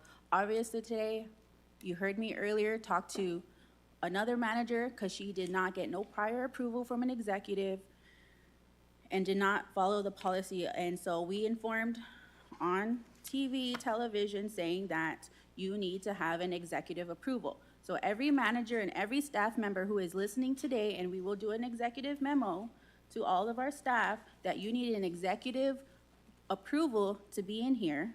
And then second of all, we'll go ahead and make the policy where you need to have everything in at least 1 week in advance for a tribal council, not 2-day advance. We're doing a week advance moving forward to respect the wishes of tribal council to be able to read the information that's coming in here for important decisions. So with that, there was a motion to adjourn from old agency. Second from HIPAA, we're moving. Oh, okay. We need did you have anything else for DCA? No, we did not. I thought about it too after I Hold just said that. on, we're not done yet. What, yeah, those are hot button issues.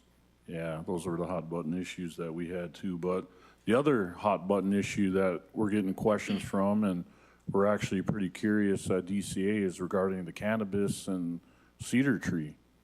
We're getting questions about how much was spent and things like that. And we know Cedar Tree came here a week or two ago, and I don't think anybody here at DCA was invited, or but I know we have a couple of districts that are heavily involved and invested into that. And so we have questions about how that went and what are the next steps and how can we be included. Thank you. So on the financial part, all I can respond to is that on the dispensary reports, the last time I gave a dispensary report, it was, we did not spend more than $1.2 million in the past 2.5 years. There has been more expenses regarding the wages during that time while there was employees, and we just approved some renovations that already occurred, so we had to make payments. So I would probably say roughly we have not spent more than 1.7 so far. I can give you the actual numbers, but as of right now, just thinking on top of my head, we have not spent more than 1.7 on the dispensary project. If anyone from council would like to respond on the project? Well, I guess I could respond to this. Huh? Yeah, Cedar Tree was hired by the previous council. We inherited them. And so we decided to utilize their expertise in the cannabis industry. They're out of Omaha, and they have 3 task orders right now they're working on to fit into the medical code, the cannabis code. We've also gave them a task order to work on a CBD code, because the CBD and hemp and CBD cannot mesh in the cannabis code because they're 2 different things. We're looking at their legal guidance to help us get this thing in order and move forward. There was a lot of discrepancies in the code and in the regulations with the commission, so we're trying to get that all ironed out. And I'm not sure, we met with legal yesterday morning. I'm not sure our timeline. Anybody remember their timeline? Was it a week, 2 weeks?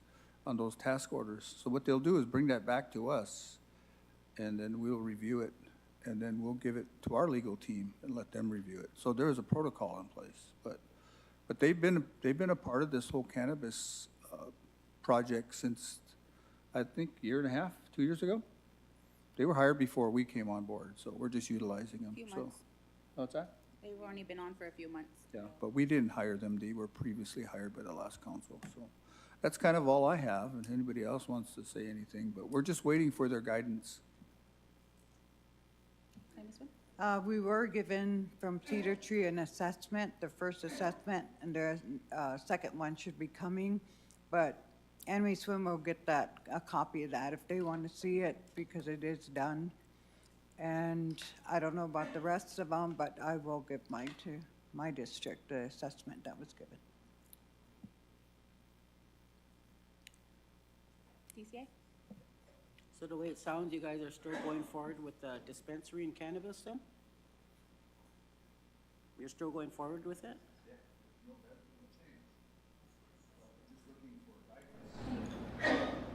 There hasn't been no change. We're probably going to move it to the hub in this area. We're looking for a site.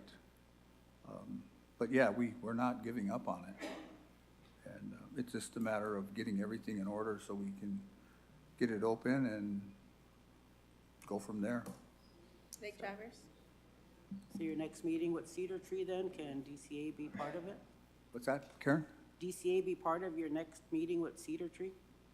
Yeah, sure. We could have it in here in the Zoom. They usually Zoom, so we can have it in here. Yeah, we can invite you if you want to be here. Lake Traverse? Madam Vice Chair, so what Gabe is saying is correct. Cedar Tree was already under contract. The way I understand it, Cedar Tree was here to help establish the Civil Rights Office, but leadership turned around and hired them as the cannabis attorneys instead. So that's who we're dealing with, is Cedar Tree. You want to know the gist of the last Zoom meeting? They pretty much said that Dakota 7 should not have been issued a license because of the conflicts between the regulations and the law.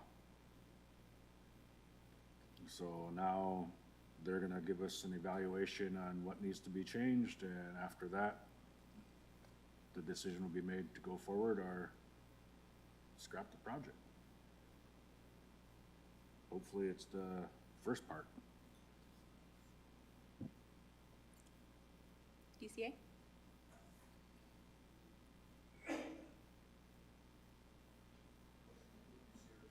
Motion from Lake Traverse to Second. approve the report, second by Question. Old Agency, and question from Enemy Swim. Francis Crawford. Yes. Winfield Rondell. Yes. Janelle Cook. Yes.